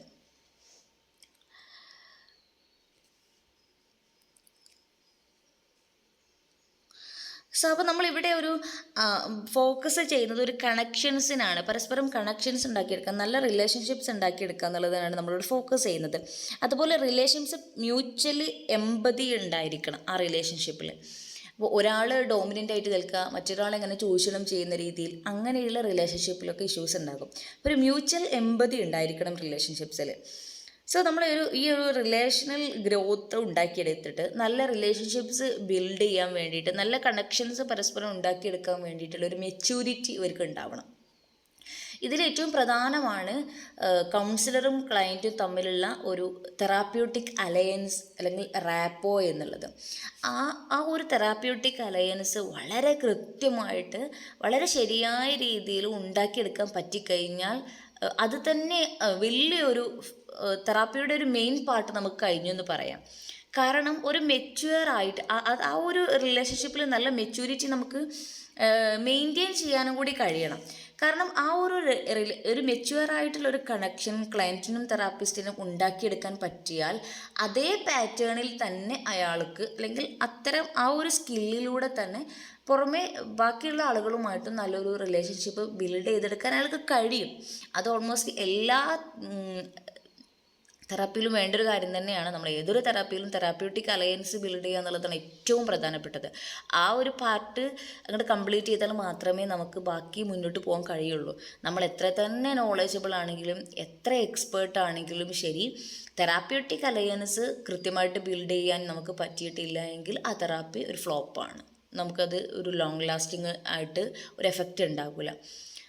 അപ്പോൾ തെറാപ്യൂട്ടിക് അലയൻസ് ബിൽഡ് ചെയ്യുക എന്നുള്ളത് വളരെ പ്രധാനമാണ്. പ്രത്യേകിച്ചും റിലേഷണൽ കൾച്ചറൽ തെറാപ്പിയിൽ അത് വളരെ ഇമ്പോർട്ടൻ്റ് ആണ്. ബിക്കോസ് അയാൾ റിലേഷണൽ ഇഷ്യൂസ് കാരണത്താൽ സൈക്കോളജിക്കൽ ഡിസ്ട്രെസ് അനുഭവിക്കുന്ന ആളാണ്. അയാളുടെ കണക്ഷൻസിനെ, റിലേഷൻഷിപ്പിന് ഫോസ്റ്റർ ചെയ്യുക എന്നുള്ളതാണ് തെറാപ്പിയുടെ മെയിൻ ഗോളായിട്ട് തന്നെ വരുന്നത്. അപ്പോൾ അതുകൊണ്ട് ആസ് എ ഫസ്റ്റ് സ്റ്റെപ്പ് അയാൾക്ക് നല്ലൊരു റിലേഷൻഷിപ്പ് നമ്മളുമായിട്ട് അല്ലെങ്കിൽ കൗൺസിലറുമായിട്ട് തന്നെ ഉണ്ടാക്കിയെടുക്കാൻ പറ്റിക്കഴിഞ്ഞാൽ അത് തന്നെ വലിയൊരു ലെവൽ അവിടെ തന്നെ നമുക്ക് കഴിഞ്ഞു എന്ന് പറയാൻ പറ്റും. അപ്പോൾ ഇതാണ് ഈ റിലേഷണൽ കൾച്ചറൽ തെറാപ്പിയിൽ പറയുന്നത്. ഈ കണക്ഷൻസിനെ നന്നാക്കിയെടുക്കുക എന്നുള്ളത്. അപ്പോൾ നമ്മൾ ഈ ഒരു കൺസ്ട്രക്റ്റിവിസം അല്ലെങ്കിൽ സോഷ്യൽ കൺസ്ട്രക്റ്റിവിസ്റ്റ് തിയറി ബേസ് ചെയ്തിട്ട് പല തെറാപ്പികൾ പറഞ്ഞു. നമ്മൾ constructivist therapy, social constructivist theory, solution focused therapy, narration therapy, relational cultural therapy തുടങ്ങിയ കാര്യങ്ങളൊക്കെ പറഞ്ഞു. അപ്പോൾ ഇതിൻ്റെ ഒരു ഓവർവ്യൂ വേണമെങ്കിൽ നമുക്കൊന്ന് ജസ്റ്റ് ഒന്ന് നോക്കാം. അപ്പോൾ കൺസ്ട്രക്റ്റിവിസത്തിൽ നമ്മളൊരു പേഴ്സണൽ മീനിങ്ങിനാണ് നമ്മൾ ഇമ്പോർട്ടൻസ് കൊടുക്കുന്നത്. അവിടെ inner believes individual world view ആണ്. അപ്പോൾ ഒരു അയാളുടെ ഉള്ളിലുള്ള ആ ഒരു വേൾഡിനെ കുറിച്ചുള്ള വ്യൂ എന്ന് പറയുന്നത് അയാൾ സ്വയം ക്രിയേറ്റ് ചെയ്യുന്നൊരു മീനിങ് ആകുന്നു. അപ്പോൾ ഇവിടെ തെറാപ്പിയുടെ ഗോൾ എന്ന് പറയുന്നത് ഈ ഒരു പേഴ്സണൽ സ്റ്റോറിയെ അല്ലെങ്കിൽ അയാൾ കൊടുത്ത പേഴ്സണൽ മീനിങ്ങിനെ റീകൺസ്ട്രക്റ്റ് ചെയ്യുക എന്നുള്ളതാണ്. സോഷ്യൽ കൺസ്ട്രക്ഷനിസത്തിൽ വരുമ്പോൾ സോഷ്യൽ മീനിങ് ആണ്. അതായത് ഒരാൾ വേൾഡിന് കൊടുക്കുന്ന അല്ലെങ്കിൽ പല കാര്യങ്ങൾക്കും കൊടുക്കുന്നത് സോഷ്യലി കണക്റ്റഡ് ആയിട്ടുള്ളൊരു മീനിങ് ആണ്. അതിൽ ഇമ്പോർട്ടൻസ് വരുന്നത് culture, language and shared stories or communication or ഇൻട്രാക്ഷൻസിനാകുന്നു. അപ്പോൾ നമ്മളിവിടെ തെറാപ്പിയുടെ ഗോൾ എന്ന് പറയുന്നത് കോക്രിയേറ്റ് ഈ എംപവറിങ് നെറേറ്റീവ്സ്. അയാൾ എഴുതിയ നെറേറ്റീവ് തെറാപ്പി യൂസ് ചെയ്തിട്ട് നമ്മൾ അയാളുടെ സ്റ്റോറിയുടെ ഒരു നരേഷൻ എടുക്കുന്നു. അതിന് കുറച്ചും കൂടി എംപവറിങ് ആയിട്ടുള്ള വേയിലൂടെ അയാളെ ഒരു ഹീറോ എന്ന രീതിയിൽ ഒരു പോസിറ്റീവ് ആയിട്ടുള്ള ഒരു ക്യാരക്ടർ റോൾ കൊടുത്തുകൊണ്ട് നമ്മൾ കോക്രിയേറ്റ് ചെയ്യുകയാണ് ചെയ്യുന്നത്. ഇനി സൊല്യൂഷൻ ഫോക്കസ്ഡ് ബ്രീഫ് തെറാപ്പിയിലേക്ക് വരുമ്പം സ്ട്രെങ്ത് ആൻഡ് ഫ്യൂച്ചറിനെയാണ് ഫോക്കസ് ചെയ്യുന്നത്. അതായത് പ്രോബ്ലത്തിന് ഫോക്കസ് ചെയ്യാതെ സൊല്യൂഷന് ഫോക്കസ് ചെയ്യുന്നു. ഇവിടെ സൊല്യൂഷൻസ് ആർ എക്സെപ്ഷൻസ്. നമ്മൾ എക്സെപ്ഷൻസ് യൂസ് ചെയ്യുന്നു, മിറാക്കിൾ ക്വസ്റ്റ്യനിങ് യൂസ് ചെയ്യുന്നു, സ്കെയിലിംഗ് ക്വസ്റ്റ്യൻസ് യൂസ് ചെയ്യുന്നു. ഇങ്ങനെയുള്ള ടെക്നിക്കുകളൊക്കെ യൂസ് ചെയ്തിട്ട് നമ്മൾ അയാളെ കുറച്ചുകൂടി സൊല്യൂഷൻ ഫോക്കസ്ഡ് ആക്കുന്നു. അല്ലെങ്കിൽ അയാളുടെ സ്ട്രെങ്ത് ആൻഡ് ലിമിറ്റേഷൻസിനെയൊക്കെ നമ്മൾ കണ്ടെത്തുകയും ചെയ്യുന്നുണ്ട്. അപ്പോൾ ഇവിടെ അയാളുടെ സ്ട്രെങ്ത്തിനെ ആണ് ഫോക്കസ് ചെയ്യുന്നത് നമ്മൾ. അപ്പോൾ ഇവിടെ ഗോൾ ഓഫ് തെറാപ്പി എന്ന് പറയുന്നത് ബിൽഡ് ക്വിക്ക് പ്രാക്ടിക്കൽ ചേഞ്ച് ഉണ്ടാക്കിയെടുക്കുക എന്നുള്ളതാണ്. ഇപ്പോൾ അയാൾ അനുഭവിക്കുന്ന ആ ഒരു പ്രശ്നത്തിൽ നിന്ന് അയാൾ മാറ്റിയിട്ട് അയാളുടെ സ്ട്രെങ്ത്തിനെ എംഫസൈസ് ചെയ്തിട്ട് ഒരു ക്വിക്കായിട്ടുള്ള ഒരു പ്രാക്ടിക്കൽ ചേഞ്ച് ഉണ്ടാക്കിയെടുക്കുക എന്നുള്ളതാണ്. റിലേഷണൽ കൾച്ചറൽ തെറാപ്പിയിലേക്ക് വരുമ്പോൾ നമ്മളവിടെ കണക്ഷൻസ് കാരണത്താലാണ് നമുക്കൊരു ഇഷ്യൂസ് ഉണ്ടാകുന്നത്. ഡിസ്കണക്ഷനാണ് നമുക്ക് സൈക്കോളജിക്കൽ ഇഷ്യൂസ് ഉണ്ടാക്കിയെടുക്കുന്നത്. അപ്പോൾ നമ്മൾ നല്ലൊരു മ്യൂച്വൽ എമ്പതിയുള്ള റിലേഷൻഷിപ്സിനെ നമ്മൾ ബിൽഡ് ചെയ്തെടുക്കുന്നു.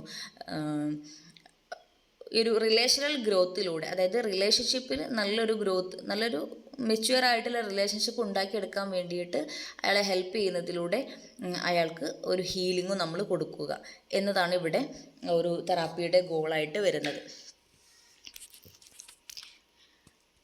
ഇനി നമുക്ക് പറയാനുള്ളത് ഫാമിലി സിസ്റ്റംസ് തിയറിയാണ്. So family is an emotional unit. നമ്മളെല്ലാവരും ഡീപ്ലി റൂട്ടഡായി കിടക്കുന്ന ഒരു യൂണിറ്റാണ് ഈ ഒരു ഫാമിലി എന്ന് പറയുന്നത്. So individual issues linked to family dynamics. അതുപോലെ therapy focuses on roles and communication patterns.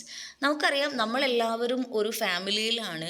ആ ഫാമിലിയാണ് നമ്മളെ ഒരു നല്ല ആളാവാൻ അല്ലെങ്കിൽ ഒരു ബാഡായ രീതിയിലാവാൻ, പല ഇഷ്യൂസ് ഉള്ള ഒരു അനുഭവിക്കുന്ന ഒരാളായിട്ട് മാറ്റുന്നതിൽ ഫാമിലിയുടെ വളരെ വളരെ ഇമ്പോർട്ടൻ്റ് ആണ്.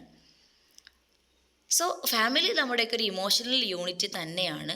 അപ്പോൾ നമ്മൾ നമ്മുടെ ഒരു പ്രശ്നവുമായിട്ട് ഒരു കൗൺസിലറുടെ അടുത്ത് ചെന്ന് കഴിഞ്ഞാൽ, അല്ലെങ്കിൽ ആസ് എ കൗൺസിലർ നമ്മുടെ അടുത്ത് വരുന്ന ക്ലയൻസിൻ്റെ ഇഷ്യൂസ് ഒക്കെ ഫാമിലി ഡൈനാമിക്സിലേക്ക് ലിങ്ക്ഡ് ആയിരിക്കാം. അതുകൊണ്ടാണ് നമ്മളൊരു ക്ലയൻറ്റ് നമ്മുടെ അടുത്ത് വരുമ്പോൾ നമ്മൾ ഫാമിലി ഹിസ്റ്ററി വളരെ ഇമ്പോർട്ടൻസിൽ നമ്മൾ എടുക്കും. ഫാമിലിയിൽ സൈക്കോളജിക്കൽ ഇഷ്യൂസ് ഉള്ളവരുണ്ടോ, മെഡിക്കൽ ഇഷ്യൂസ് ഉള്ള ആളുകളുണ്ടോ, അങ്ങനെ പല രീതിയിലുള്ള ഫാമിലി ബാക്ക്ഗ്രൗണ്ട്സ് നമ്മൾ ചെക്ക് ചെയ്യാറുണ്ട്. സോ ഫാമിലി ഡൈനാമിക്സ് ഇൻഡിവിജ്വൽ ഇഷ്യൂസിൽ ലിങ്ക് ചെയ്തിരിക്കുന്നു. അപ്പോൾ ഇവിടെ നമ്മൾ ഫാമിലി സിസ്റ്റംസ് തിയറിയിൽ നമ്മളിവിടെ ഫോക്കസ് ചെയ്യുന്നത് റോൾസ് ആൻഡ് കമ്മ്യൂണിക്കേഷൻ പാറ്റേൺസിനെയാണ്. അതായത് ഫാമിലി സിസ്റ്റത്തിലാണ് നമ്മൾ എന്ത് ചെയ്യുന്നത്, ഇവിടെ നമ്മൾ ഫോക്കസ് ചെയ്യുന്നത്. നമ്മൾ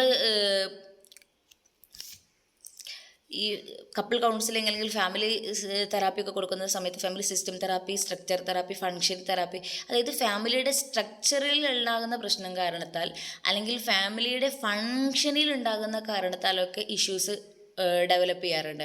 അപ്പോൾ ഫാമിലിയിലെ സ്ട്രക്ചർ ബേസിസിലുള്ളതെന്ന് പറഞ്ഞാൽ ഒരു പുരുഷൻ കുറച്ചധികം അതോറിറ്റേറ്റീവ് റോൾ എടുക്കുകയാണ്.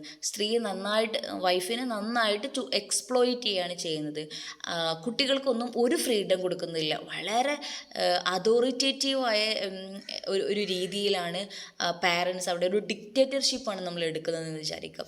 അപ്പോൾ ഒരു ഡിക്റ്റേറ്റർഷിപ്പ് എടുക്കുന്ന പാരൻറ്റിൻ്റെ മക്കൾക്ക് ഉണ്ടാകുന്ന സൈക്കോളജിക്കൽ ഡിസ്ട്രെസ്, അത് കാരണത്താൽ ആ കുട്ടിക്ക് ഒരു ബിഹേവിയറൽ ഇഷ്യൂസ് ഉണ്ടായിട്ടാണ് നമ്മുടെ അടുത്ത് വന്നതെന്ന് വിചാരിക്കുക. അപ്പോൾ നമ്മൾ ആ ഒരു ഫാമിലിയുടെ ഹിസ്റ്ററി എടുക്കുമ്പോൾ നമ്മൾ മനസ്സിലാക്കി പാരൻ്റ് ഒരു അതോറിറ്റേറ്റീവ് നേച്ചർ, ഒരു ഡിക്റ്റേറ്റർഷിപ്പ് കാണിക്കുന്ന ഒരാളാണെന്ന് നമ്മൾ മനസ്സിലാക്കി കഴിഞ്ഞാൽ നമുക്കറിയാം അത് ഫാമിലിയിലെ സിസ്റ്റത്തിൽ ഉണ്ടാകുന്ന പ്രശ്നം, ആ ഇൻഡിവിജ്വലിൻ്റെ ഇഷ്യൂ എന്ന് പറയുന്നത് ആ ഫാമിലിയിലെ സിസ്റ്റവുമായിട്ട് റൂട്ട് ചെയ്ത് കിടക്കുന്ന ഒരു കാര്യമാണ് അല്ലേ. അപ്പം ആ ഒരു സിസ്റ്റത്തിൽ ഉണ്ടാകുന്ന അല്ലെങ്കിൽ സ്ട്രക്ചറിൽ ഉണ്ടാകുന്ന ഒരു മാറ്റം കാരണത്താൽ നമുക്ക് ഉണ്ടാകുന്ന ഇഷ്യൂസ് ഉണ്ടാവാറുണ്ട്. അപ്പോൾ ഇവിടെ നമ്മൾ ഒരു ഫാമിലി തെറാപ്പി കൊടുക്കുമ്പോൾ it involves all family members, എല്ലാ ഫാമിലി മെമ്പേഴ്സും അതിൽ ഇൻവോൾവ്ഡ് ആണ്. It addresses A systemic issues, അതായത് അതിൽ ആ ഒരു ഫാമിലിയുടെ ഉള്ളിൽ വരുന്ന കോൺഫ്ലിക്ട്സുകൾ എന്തൊക്കെയാണ്, റോൾസ് എന്തൊക്കെയാണ്, അലയൻസസ് എന്തൊക്കെയാണ്. നമ്മൾ പറഞ്ഞല്ലോ ഒരു ഫാദറിൻ്റെ റോൾ അവിടെ എന്ത്, മദറിൻ്റെ റോൾ എന്ത്, കുട്ടികളുടെ റോൾ എന്ത്, ഒരു സോഷ്യലി ഒരു കൺസ്ട്രക്റ്റഡ് ആയിട്ടുള്ള ഒരു റോൾ നമുക്കുണ്ട് ഓൾറെഡി. ഇനി അതിനപ്പുറത്ത് അവരുടെ ഫാമിലിയുടെ ഉള്ളിൽ അവർക്ക് എത്രത്തോളം ഫ്രീഡം ഉണ്ട്, ചോയ്സസ് എടുക്കാൻ പറ്റുന്നുണ്ട്, എത്രത്തോളം മ്യൂച്വലി ഇവർ കണക്റ്റഡ് ആണ്, അവരുടെ കമ്മ്യൂണിക്കേഷൻ പാറ്റേൺസ് എന്തൊക്കെയാണ്, അവർ തമ്മിലുള്ള ഇഷ്യൂസ് എന്തൊക്കെയാണ്. ചിലപ്പോൾ ഈ കുട്ടികൾ അനുഭവിക്കുന്നത് ഫാദറും മദറും തമ്മിലുള്ള ഫൈറ്റുകളായിരിക്കാം ഈ കുട്ടികൾ അനുഭവിക്കുന്ന പ്രശ്നം. അത് കാരണത്തിൽ ഡിപ്രസ്ഡ് ആയി പോയതായിരിക്കാം. അത് കാരണത്താൽ അറ്റൻഷൻ സീക്കിങ് ഉണ്ടായ ഒരു കുട്ടിയെന്ന് വിചാരിക്കാം. അപ്പോൾ ആ അറ്റൻഷൻ സീക്കിങ് ഉണ്ടായ കുട്ടി നമ്മളെടുത്ത് വരുമ്പോൾ നമ്മൾ ആ ഒരു ഫാമിലിയുടെ പാറ്റേൺ നോക്കുന്നു. അപ്പോൾ സെക്കൻഡ് ചൈൽഡ് വന്നപ്പോൾ ഈ കുട്ടിയെ നെഗ്ലക്റ്റ് ചെയ്തതാവാം. അപ്പോൾ അങ്ങനെയൊക്കെ ഉള്ള പലതരത്തിൽ കോൺഫ്ലിക്റ്റുകൾ, റോളുകൾ, അവർ തമ്മിലുള്ള അലയൻസസ് ഒക്കെ കാരണത്താൽ അതിൽ നിന്നൊക്കെ എറൈസ് ചെയ്ത് വന്ന ഒരു ഇഷ്യൂ ആയിരിക്കാം ഇത്. അപ്പോൾ നമ്മൾ അതിനൊക്കെ നമ്മൾ ഫോക്കസ് ചെയ്യേണ്ടതുണ്ട്. നമ്മളിവിടെ ടെക്നിക്കുകൾ യൂസ് ചെയ്യുന്നത് ജെനോഗ്രാംസ് ഉണ്ട്, സ്ട്രക്ചറൽ മാപ്പിംഗ് നടത്തുന്നു, അതുപോലെ ഫാമിലി സ്കൾപ്റ്റിംഗ് നടത്തുന്നു. ഇങ്ങനെയുള്ള ടെക്നിക്കുകളൊക്കെയാണ് നമ്മൾ ഫാമിലി തെറാപ്പിയിൽ യൂസ് ചെയ്യുന്നത്. ജെനോഗ്രാം എന്ന് പറയുമ്പോൾ നമ്മളൊരു ഫാമിലി ട്രീ തന്നെയാണ്. നമ്മളൊരു നോർമൽ ഫാമിലി ചാർട്ട് വരയ്ക്കുന്നതിന് പകരം ഇവിടെ നമ്മൾ റിലേഷൻഷിപ്പ് പാറ്റേൺസിനെയും കൂടി ഇവിടെ നമ്മൾ വരയ്ക്കുന്നുണ്ട്. അതായത് ഇപ്പോൾ ഒരാളുടെ സൈക്കോളജിക്കൽ, ഇമോഷണൽ ആൻഡ് റിലേഷണൽ ഇൻഫർമേഷൻസൊക്കെ അതിൽ നമ്മൾ മാർക്ക് ചെയ്യണം. അതായത് ആൽക്കഹോളിസം ഉണ്ടോ, ഡിപ്രഷൻ ഉണ്ടോ, ഡൈവോഴ്സ് സംഭവിച്ചിട്ടുണ്ടോ, അവർ മാരിറ്റൽ റിലേഷൻഷിപ്പിലാണോ, പിന്നെ കുട്ടിയും അച്ഛനും തമ്മിൽ എന്തെങ്കിലും കോൺഫ്ലിക്റ്റ് ഉണ്ടെങ്കിൽ അതവിടെ മാർക്ക് ചെയ്യുക. ആ രീതിയിലാണ് നമ്മളിത് മാർക്ക് ചെയ്യുന്നത്. അപ്പോൾ ഇതിൽ സിംബൽസ് എന്ന് പറയുന്നത് നമ്മൾ സ്ക്വയർ ഇട്ടാൽ മെയിൽസിനെയാണ്. സ്ക്വയർ ഇതായിട്ട് നമ്മൾ മാർക്ക് ചെയ്യേണ്ടത് മെയിലിനെയാണ്. മെയിൽ സ്ക്വയറാണ്. സർക്കിൾസ് ഫീമെയിലാണ്. നമ്മൾ ജനറേഷൻ മകള്, അമ്മ, മുത്തശ്ശി, ഇതിനൊക്കെ നമ്മൾ സർക്കിളാണ് കൊടുക്കുക. സ്ക്വയർ മെയിൽസിന് കൊടുക്കും. പിന്നെ ലൈൻസ് ഉണ്ട്, ചില ലൈൻസ് കൊടുക്കും. അതായത് സോളിഡ് ലൈനാണെങ്കിൽ, കറക്റ്റിങ് ലൈനാണെങ്കിൽ സോളിഡ് ലൈനാണ് കൊടുക്കുക. ഇപ്പോൾ അമ്മയെയും അച്ഛനെയും നമ്മൾ വരച്ചു, ഒരു സ്ക്വയറും ഒരു സർക്കിളും വരച്ചു. അത് തമ്മിൽ കണക്ട് ചെയ്യുന്നത് നമ്മൾ മാരേജിലാണെങ്കിൽ നമ്മളൊരു സോളിഡ് ലൈൻ കൊടുക്കുന്നു. അവർ തമ്മിൽ സെപ്പറേറ്റഡ് ആണെന്നുണ്ടെങ്കിൽ നമ്മൾ ഇങ്ങനെ ഡാഷ് ഡാഷ് ഡാഷ് ഡാഷ് അങ്ങനെയാണ് കൊടുക്കുക. ഇനി സിഗ്സാഗ് കൊടുക്കും. ഇങ്ങനെ സിഗ്സാഗ് ആക്കിയിട്ട് നമ്മൾ കൊടുക്കും. ഈ അമ്മയും അച്ഛനും തമ്മിൽ കോൺഫ്ലിക്റ്റിലാണ് എങ്കിൽ നമ്മൾ അത് കൊടുക്കും. ഇനി നമ്മൾ ജനറേഷൻസ് നമ്മൾ ഇങ്ങനെ മാർക്ക് ചെയ്യുമല്ലോ, ഓരോ ഇത് 1 ഫസ്റ്റ് സെക്കൻഡ് തേർഡ് എന്നുള്ള രീതിയിലാണ് നമ്മൾ കൊടുക്കുക. പിന്നെ നമ്മളതിൽ ഇൻഫർമേഷൻസ് നമ്മളതിൽ എഴുതി കൊടുക്കുക. ബർത്ത് അല്ലെങ്കിൽ ഡെത്ത് ഡേറ്റ്സ് നമുക്കതിൽ ആഡ് ചെയ്യാം. മാരേജ് ആൻഡ് ഡൈവോഴ്സ് ആണെങ്കിൽ അതിൻ്റെ ഡേറ്റ്സ് അല്ലെങ്കിൽ അതിൻ്റെ ചില എന്തെങ്കിലും ഇൻഫർമേഷൻസ് നമുക്ക് ആഡ് ചെയ്യണമെങ്കിൽ അത് ആഡ് ചെയ്യാം. ഹെൽത്ത് ഇഷ്യൂസ് അല്ലെങ്കിൽ ഇമോഷണൽ ബോൺസ്, അഡിക്ഷൻസ്, ഇങ്ങനെ ഓരോ കാര്യങ്ങളെ നമുക്ക് ഇപ്പോൾ ഫാദർ അഡിക്റ്റഡ് ആണെങ്കിൽ അത് നമുക്ക് അവിടെ അങ്ങനെ മാർക്ക് ചെയ്ത് വെക്കാൻ പറ്റും. അങ്ങനെ നമ്മൾ അവരുടെ സൈക്കോളജിക്കൽ, ഇമോഷണൽ ഒക്കെയുള്ള ഡിസ്ട്രെസ്സുകളെ അല്ലെങ്കിൽ ഇഷ്യൂസിനെയൊക്കെ മാർക്ക് ചെയ്തുകൊണ്ടുള്ള ഒരു ജെനോഗ്രാം നമ്മൾ ഫാമിലി ട്രീ വരക്കൂലേ, ആ ഒരു ഫാമിലി ട്രീയാണ് നമ്മൾ ഈ ജെനോഗ്രാം എന്ന് പറയുന്നത്. ഇനി സ്ട്രക്ചറൽ മാപ്പിംഗ്. അപ്പോൾ അവിടെ നമ്മൾ ഓരോരുത്തരെയും ഇങ്ങനെ സ്ട്രക്ചേർഡായിട്ട് നമ്മളിതിലിങ്ങനെ മാപ്പ് ചെയ്ത് വെക്കുന്നു. ഫാമിലിയുടെ ഉള്ളിലുള്ള ആളുകളെ നമ്മളിങ്ങനെ സ്ട്രക്ചറൽ മാപ്പിംഗ് ചെയ്ത് വെക്കുന്നു. ഇനി നമ്മൾ ഫാമിലി സ്കൾപ്റ്റിംഗ് ഉണ്ട്. അത് വളരെ എഫക്റ്റീവായിട്ട് യൂസ് ചെയ്തുകൊണ്ടിരിക്കുന്ന ഒരു മെത്തേഡാണ്. അതായത് ഒരു കുട്ടി നമ്മളടുത്ത് വന്നത് ഒരു കുട്ടിയാണ്. ആ കുട്ടിക്ക് ബിഹേവിയറൽ ഇഷ്യൂസ് ആയിട്ടാണ് വന്നതെന്ന് വിചാരിക്കാം. അപ്പോൾ അതിലെ പ്രോബ്ലം ഡീപ്പർ ടു ഫാമിലിയിലേക്ക്, റൂട്ടഡ് ടു ഫാമിലിയിലേക്ക് അതിൻ്റെ ഫാമിലി സിസ്റ്റത്തിൽ വരുന്ന പ്രശ്നം കാരണത്താലാണ് അങ്ങനെ ആ കുട്ടിക്ക് ഒരു പ്രശ്നം അനുഭവിക്കുന്നതെന്ന് വിചാരിക്കാം. അപ്പോൾ നമ്മൾ എന്ത് ചെയ്യുന്നു, ആ കുട്ടിയോട് കുട്ടിയുടെ അച്ഛനെ ഒരു സ്ഥലത്ത് പ്ലേസ് ചെയ്യാൻ പറയുന്നു. അച്ഛൻ, അമ്മ, അങ്ങനെ ഓരോരുത്തരെയും സ്കൾപ്റ്റ് ചെയ്യാൻ വേണ്ടിയിട്ട് പറയാണ്. അപ്പോൾ ഫോർ എക്സാമ്പിൾ, ആ കുട്ടി അച്ഛനെ കുറേ ഡിസ്റ്റൻസിലാണ് നിർത്തിയിട്ടുള്ളത്.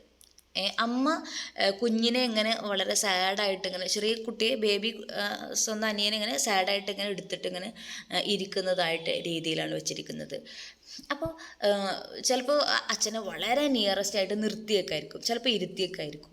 അപ്പോൾ നമ്മൾ ചെറിയ കുഞ്ഞു കുട്ടീനെ ചിലപ്പോൾ കുറച്ച് ദൂരത്ത് കിടത്തും, ചിലപ്പോൾ മടിയിൽ ഇരുത്തിയിട്ടായിരിക്കും. അപ്പം എങ്ങനെയാണോ കുട്ടി ഈ ഒരു ഫാമിലിയിലെ ഓരോ മെമ്പേഴ്സിനെയും സ്കൾപ്റ്റ് ചെയ്യുന്നത്, അതിനനുസരിച്ച് നമ്മൾ ആ ഒരു അവരുടെ റിലേഷൻഷിപ്പിൻ്റെ പാറ്റേൺസിനെ നമുക്ക് മനസ്സിലാക്കിയെടുക്കാൻ പറ്റും ആണ് പറയുന്നത്. അതാണ് ഈ ഒരു ഫാമിലി സ്കൾപ്റ്റിംഗ് എന്ന് പറയുന്നത്. അതുപോലെ നമ്മൾ റീഫ്രെയിം ചെയ്യാറുണ്ട്. ഇപ്പോൾ നമ്മൾ ഓരോരുത്തരോടും ചോദിക്കും,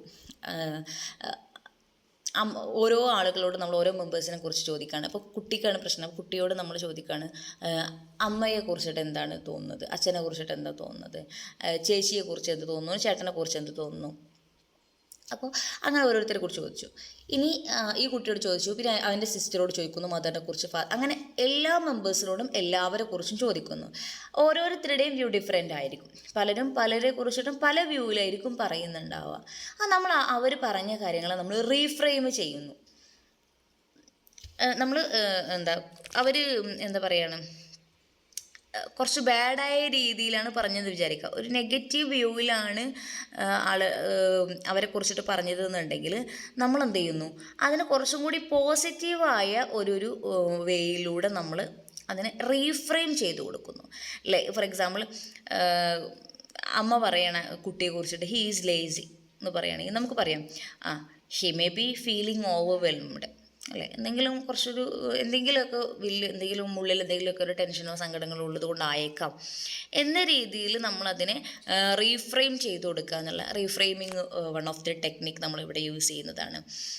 നേരത്തെ നമ്മൾ പറഞ്ഞ സർക്കുലർ ക്വസ്റ്റ്യനിങ് ഉണ്ടല്ലോ, ഓരോ മെമ്പേഴ്സിനോടും ഓരോരുത്തരെ കുറിച്ചിട്ടുള്ള വ്യൂസ് കാര്യങ്ങൾ ചോദിക്കുന്നു. സെയിം ക്വസ്റ്റ്യൻ, ഒരാളെ കുറിച്ചിട്ട് സെയിം ക്വസ്റ്റ്യൻ പലരോടും ചോദിക്കുക. അപ്പോൾ അങ്ങനെ ചെയ്ത് അത് റീഫ്രെയിം ചെയ്യുന്നു നമ്മൾ. പിന്നെ റോൾ പ്ലേ ചെയ്യാൻ പറ്റും, കമ്മ്യൂണിക്കേഷൻ ട്രെയിനിങ് കൊടുക്കാം. പലപ്പോഴും ഇവരുടെ പ്രോബ്ലം എന്ന് പറയുന്നത് ഫാമിലിയിൽ വരുന്ന കമ്മ്യൂണിക്കേഷൻ പ്രോബ്ലംസ് ആയിരിക്കും. അപ്പോൾ നമ്മൾക്ക് അവർ എങ്ങനെയാണ് ആക്റ്റീവ് ലിസണിങ് ചെയ്യേണ്ടത്, എങ്ങനെ അസേർട്ടീവ് സ്കിൽ എങ്ങനെയാണ്, ഒരാളെ റെസ്പെക്റ്റ് ചെയ്യേണ്ടത് എങ്ങനെയാണ്, ഒരാളുടെ ഇമോഷൻസിനെ എങ്ങനെയാണ് റെസ്പെക്റ്റ് ചെയ്യേണ്ടത്, ഇങ്ങനെയുള്ള പല കമ്മ്യൂണിക്കേഷൻ ട്രെയിനിങ്സ് നമ്മൾ അവർക്ക് പ്രൊവൈഡ് ചെയ്യാറുണ്ട്. ഇതൊക്കെയാണ് നമ്മൾ ഫാമിലി തെറാപ്പിയിൽ മെയിൻലി നമ്മൾ യൂസ് ചെയ്യുന്നത്.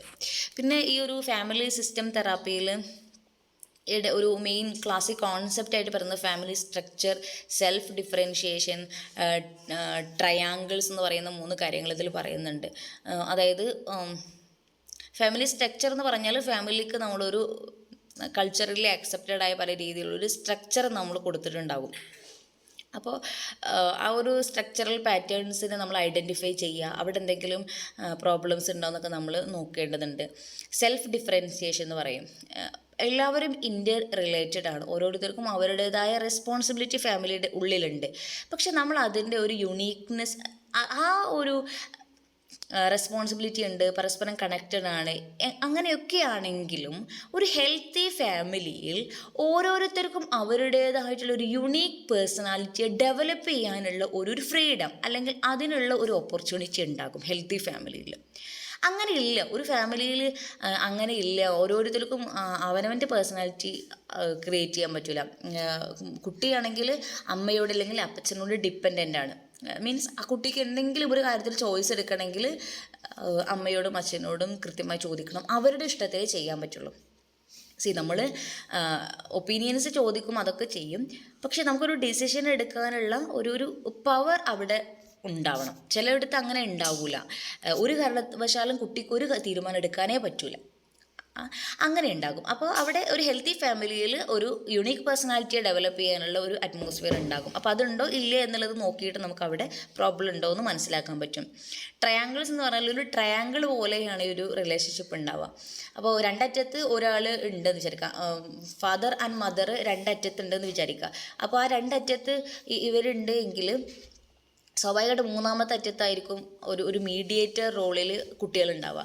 അപ്പോൾ ഈ ഒരു മീഡിയേറ്റർ റോളിൽ ഈ ഒരു കുട്ടി ഉണ്ടാകുമ്പോൾ ഈ കുട്ടിയെ സംബന്ധിച്ചിടത്തോളം രണ്ടാലൊരു സൈഡിലേക്ക് ചാഞ്ഞ് നിൽക്കേണ്ട ഒരു അവസ്ഥ വരും. അപ്പോൾ ഇവർ തമ്മിൽ ഡിസ്പ്യൂട്ടിലാണ് എങ്കിൽ കുട്ടി അവിടെ എന്ത് ചെയ്യാണ് ഒരു ഹാം സിറ്റുവേഷനിൽ എത്തിപ്പെട്ടതുപോലെ ആവുകയാണ്. അങ്ങനെ ഒരു ട്രയാങ്കിൾ ഫോമിലാണ് ഇത് കിടക്കുന്നത് എന്നാണ് പറയുന്നത്.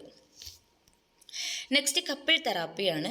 ഈ കപ്പിൾ തെറാപ്പി എന്ന് പറയുമ്പോൾ it focuses on relationship between partners തമ്മിലുള്ള റിലേഷൻഷിപ്പിനെയാണ് നമ്മൾ കപ്പിൾ തെറാപ്പിയിൽ ഫോക്കസ് ചെയ്യുന്നത്. ഇവിടുത്തെ മെയിൻ ടോപ്പിക് എന്ന് പറയുന്നത് communication, intimacy, roles and expectations. പലപ്പോഴും കപ്പിൾസ് തമ്മിലുള്ള കമ്മ്യൂണിക്കേഷൻ പ്രോബ്ലംസ് ആയിരിക്കും, അവരുടെ ഇൻറ്റിമസി തമ്മിലുള്ള പ്രോബ്ലംസ് ആയിരിക്കും, കമ്മിറ്റ്മെൻറ്റിൻ്റെ പ്രോബ്ലംസ് ഉണ്ടാകും, റോൾസ്, എക്സ്പെക്റ്റേഷൻസ് പ്രോബ്ലംസ് ഒക്കെ ഉണ്ടാവാറുണ്ട്. കല്യാണം കഴിയുന്നതിന് മുമ്പ് വൈഫിന് ആസ് എ ഹസ്ബൻഡ് എൻ്റെ ഹസ്ബൻഡ് എങ്ങനെ ആയിരിക്കണം എന്നുള്ള എക്സ്പെക്റ്റേഷൻസ് ഉണ്ടാവാറുണ്ട്. അതുപോലെ തിരിച്ചിങ്ങോട്ടും ഉണ്ടാവാറുണ്ട്. ആ എക്സ്പെക്റ്റേഷൻസ് മീറ്റ് ചെയ്യാതിരിക്കുമ്പോൾ ഉണ്ടാകുന്ന പ്രശ്നം ഉണ്ടാകും. പരസ്പരം കമ്മ്യൂണിക്കേറ്റ് ചെയ്യുമ്പം ഒരു ഇൻഡിവിജ്വൽ ഡിഫറൻസ്, ഒരു പേഴ്സണാലിറ്റി ഡിഫറൻസ് അവിടെ മനസ്സിലാക്കാൻ പറ്റിയിട്ടില്ല എങ്കിൽ എല്ലാവരും ഓരോരുത്തരും യുണീക്കാണ്, ഓരോരുത്തർക്കും അവരുടേതായിട്ടുള്ള ഡിഫറൻസ് ഉണ്ടാവുമല്ലോ. ആ ഡിഫറൻസിനെ അണ്ടർസ്റ്റാൻഡ് ചെയ്യാം, അതിനെ നമുക്ക് ആ ഒരു ഡിഫറൻസുകളെ സെലിബ്രേറ്റ് ചെയ്യണം, ആക്സെപ്റ്റ് ചെയ്യാൻ കഴിയണം. അതിനപ്പുറത്തത് സെലിബ്രേറ്റ് ചെയ്യാൻ കഴിയുമ്പോഴാണ് ഒരു നല്ല ഒരു മാരിറ്റൽ ലൈഫ് ഉണ്ടാകുന്നത്. പലപ്പോഴും അവർ തമ്മിൽ ആ ഒരു ഡിഫറൻസിനെ അണ്ടർസ്റ്റാൻഡ് ചെയ്യാത്തതായിരിക്കാം അവരുടെ പ്രോബ്ലത്തിൻ്റെ മെയിൻ കാരണം. ചിലപ്പോൾ ഏതെങ്കിലും ഒരു വൺ ഓഫ് ദി പാർട്ട്ണർ എന്തെങ്കിലും പേഴ്സണാലിറ്റി ഡിസോർഡേഴ്സ് അല്ലെങ്കിൽ പേഴ്സണാലിറ്റി ട്രെയ്റ്റിൽ വരുന്ന പ്രശ്നം കാരണത്താൽ പലപ്പോഴും ഇഷ്യൂസ് ഉണ്ടാവാറുണ്ട്. അപ്പോൾ അതെന്താണെന്ന് റൂട്ടായിട്ട് നമ്മൾ മനസ്സിലാക്കിയിട്ട് അതിന് തെറാപ്പി കൊടുക്കുന്നതാണ് കപ്പിൾ തെറാപ്പി എന്ന് പറയുന്നത്. ഇവിടെ നമ്മൾ മെയിൻലി യൂസ് ചെയ്ത ടെക്നിക്ക് EFT, ബിഹേവിയറൽ കപ്പിൾ തെറാപ്പിയൊക്കെയാണ് നമ്മൾ മെയിൻലി ഇവിടെ നമ്മൾ യൂസ് ചെയ്യുന്നത്. ഇനി ഇതിൽ വരുന്നത് തന്നെയാണ് ഇൻ്റർ പേഴ്സണൽ സൈക്കോ തെറാപ്പി എന്ന് പറയുന്നത്. It is short term time limited തെറാപ്പിയാണ്. വളരെ ഷോർട്ട് ടേം ആയിട്ടാണ് നമ്മൾ ഇൻ്റർ പേഴ്സണൽ സൈക്കോ തെറാപ്പി കൊടുക്കുന്നത്. It treats interpersonal issues causing depression. പലപ്പോഴും ഈ ഡിപ്രഷൻ ഉണ്ടാകുന്നത് ഇൻ്റർ പേഴ്സണൽ ഇഷ്യൂസ് കാരണത്താലായിരിക്കും. ഇപ്പോൾ ഫാമിലിയിൽ വൈഫിന് ഡിപ്രഷനാണ്, മേ ബി ആ ഒരു ഡിപ്രഷൻ്റെ കാരണം എന്ന് പറയുന്നത് ആ ഹസ്ബൻഡിൻ്റെ ഒരു അബ്യൂസീവായിട്ടുള്ള ഒരു നേച്ചർ കാരണത്താലാവാം, അല്ലെങ്കിൽ അവർ തമ്മിലുള്ള എന്തെങ്കിലും ഇഷ്യൂസ് കാരണത്താലാകാം, ചിലപ്പോൾ ഇൻലോസ് തമ്മിലുള്ള ഇഷ്യൂസ് കാരണത്താലൊക്കെ ആവാം. അപ്പോൾ എന്താണോ ആ ഒരു സൈക്കോളജിക്കൽ ഡിസ്ട്രെസ് ഉണ്ടാക്കുന്നതായിട്ടുള്ള ഇൻ്റർ പേഴ്സണൽ ഇഷ്യൂ അതിനെ ട്രീറ്റ് ചെയ്യുക എന്നുള്ളതാണ്. ഇവിടുത്തെ ഫോക്കസ് ഏരിയ എന്ന് പറയുന്നത് ഗ്രീഫാണ്. ചിലപ്പോൾ അവർക്ക് ഡിപ്രഷൻ ഉണ്ടായത് ഏതെങ്കിലും ഫാമിലിയിൽ ഒരാളെ വൺ ഓഫ് ദി ആളുടെ ഒരു നഷ്ടപ്പെടലാകാം, ഡൈവോഴ്സ് കാരണത്താലാകാം, അല്ലെങ്കിൽ മരണം കാരണത്താലാവാം, അങ്ങനെയുള്ള ഗ്രീഫ് ഉണ്ടാവാം. അപ്പോൾ അവിടെ നമ്മൾ ഗ്രീഫിന്, പിന്നെ റോൾ ഡിസ്പ്യൂട്ട്സ്, പലപ്പോഴും അങ്ങോട്ടും ഇങ്ങോട്ടും റോൾ ഡിസ്പ്യൂട്ട്സ് ഉണ്ടാവാറുണ്ട്. ട്രാൻസിഷൻസ് നമ്മൾ ഡൈവോഴ്സായി അല്ലെങ്കിൽ ഒരാളുടെ മരണം കാരണത്താലൊക്കെ നമ്മൾ അങ്ങോട്ടും ഇങ്ങോട്ടും ഉണ്ടാവുന്ന ഒരു ട്രാൻസിഷൻസ്. പിന്നെ ഇൻ്റർ പേഴ്സണൽ ഡെഫിസിറ്റ്സ് ഉണ്ടാവാറുണ്ട്.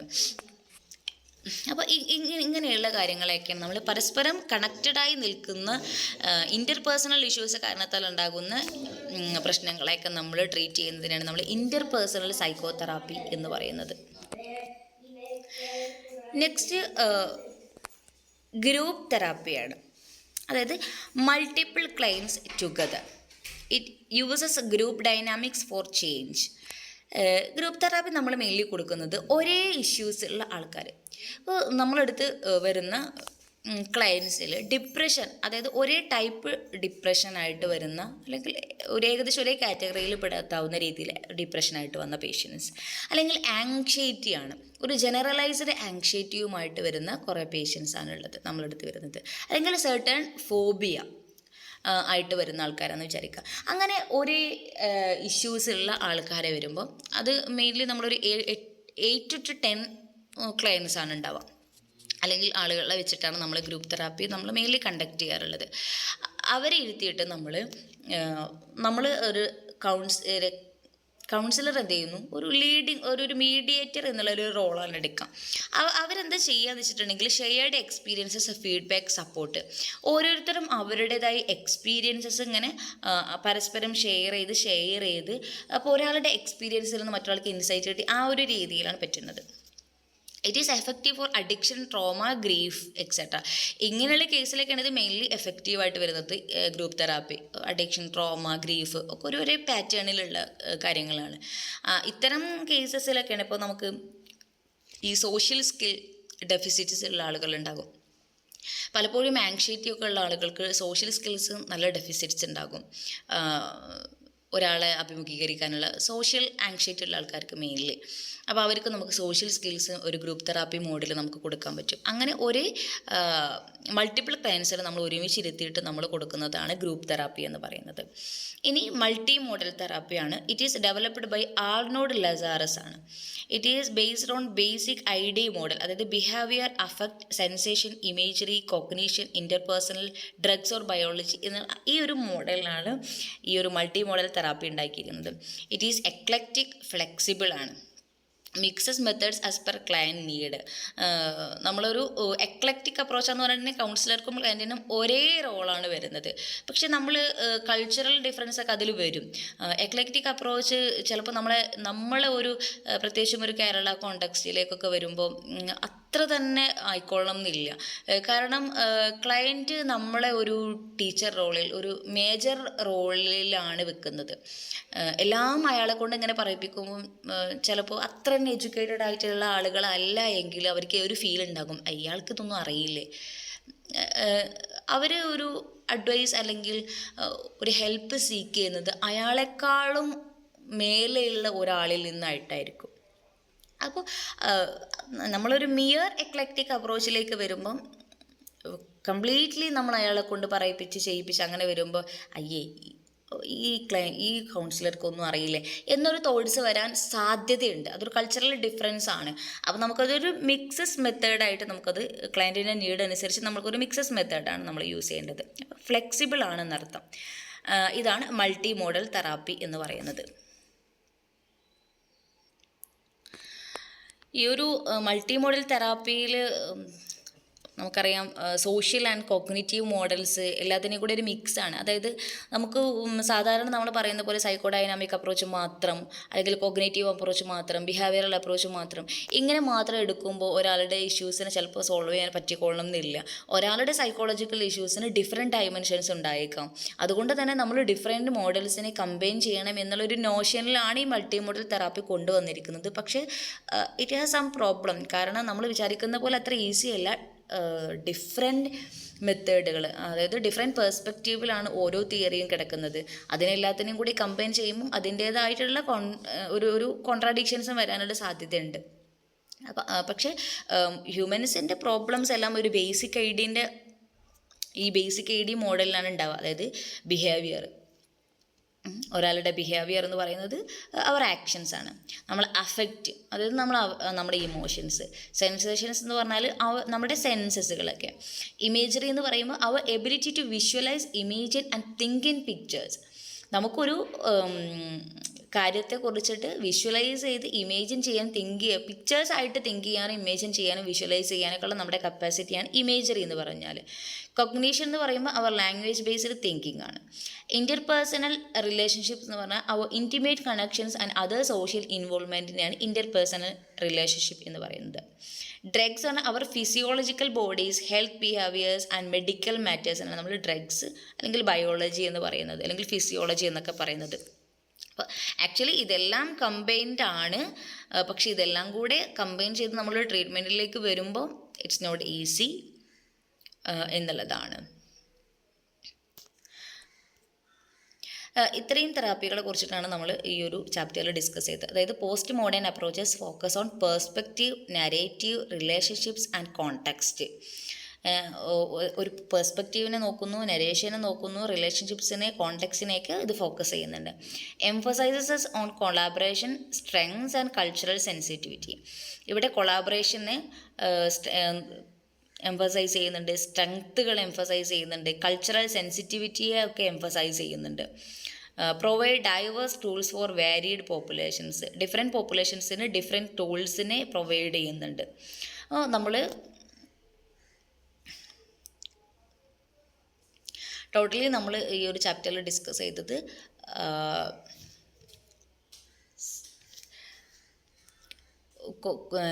ചോയ്സ് തിയറി കുറിച്ചിട്ട് പറഞ്ഞു. ഈ ചോയ്സ് തിയറി ബേസ് ചെയ്തുകൊണ്ട് തന്നെ ഉണ്ടാക്കിയ റിയാലിറ്റി തെറാപ്പിയെ കുറിച്ചിട്ടാണ് നമ്മൾ ഫസ്റ്റ് ഇതിൽ ഡിസ്കസ് ചെയ്തിരിക്കുന്നത്. ഇപ്പോൾ ചോയ്സ് തിയറി അതിനെ ബേസ് ചെയ്തുകൊണ്ടുള്ള ഒരു റിയാലിറ്റി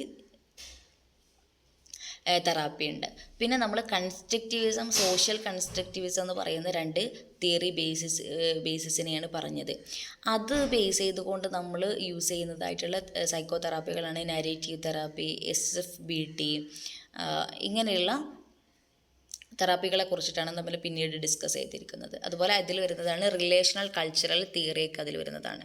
പിന്നെ ഫാമിലി സിസ്റ്റംസ് തിയറി ഉണ്ടായിരുന്നു. അതിൽ family therapy, couple therapy, interpersonal സൈക്കോ തെറാപ്പിയാണ് നമ്മൾ കൊടുക്കുന്നത്. പിന്നെ group therapy, multi modal therapy, അതായത് പല തെറാപ്പികളുടെ ഒരു ബേസിക് ID മോഡലിലാണ് ഈ ഒരു മൾട്ടി മോഡൽ തെറാപ്പി ഉണ്ടാക്കിയിരിക്കുന്നത്. അതിനിടയിൽ ഒരു ഫെമിനിസ്റ്റ് തിയറിയെ കൂടി നമ്മൾ ആഡ് ചെയ്ത് പറഞ്ഞു. ഈ ഫെമിനിസ്റ്റ് തിയറീനെ കൂടി ബേസ് ചെയ്തിട്ടാണ് നമ്മൾ ഈ ഒരു റിലേഷണൽ കൾച്ചറൽ തെറാപ്പിയൊക്കെ നമ്മൾ കൊടുക്കുന്നതെന്ന് പറഞ്ഞിട്ടുണ്ടായിരുന്നു. അപ്പോൾ ഇത്രയും കാര്യങ്ങളാണ് ഈ പോസ്റ്റ് മോഡേൺ അപ്രോച്ചസ് ഇൻ കൗൺസിലിങ്ങിൽ നമുക്ക് ഡിസ്കസ് ചെയ്യാനുള്ളത്. Thank you.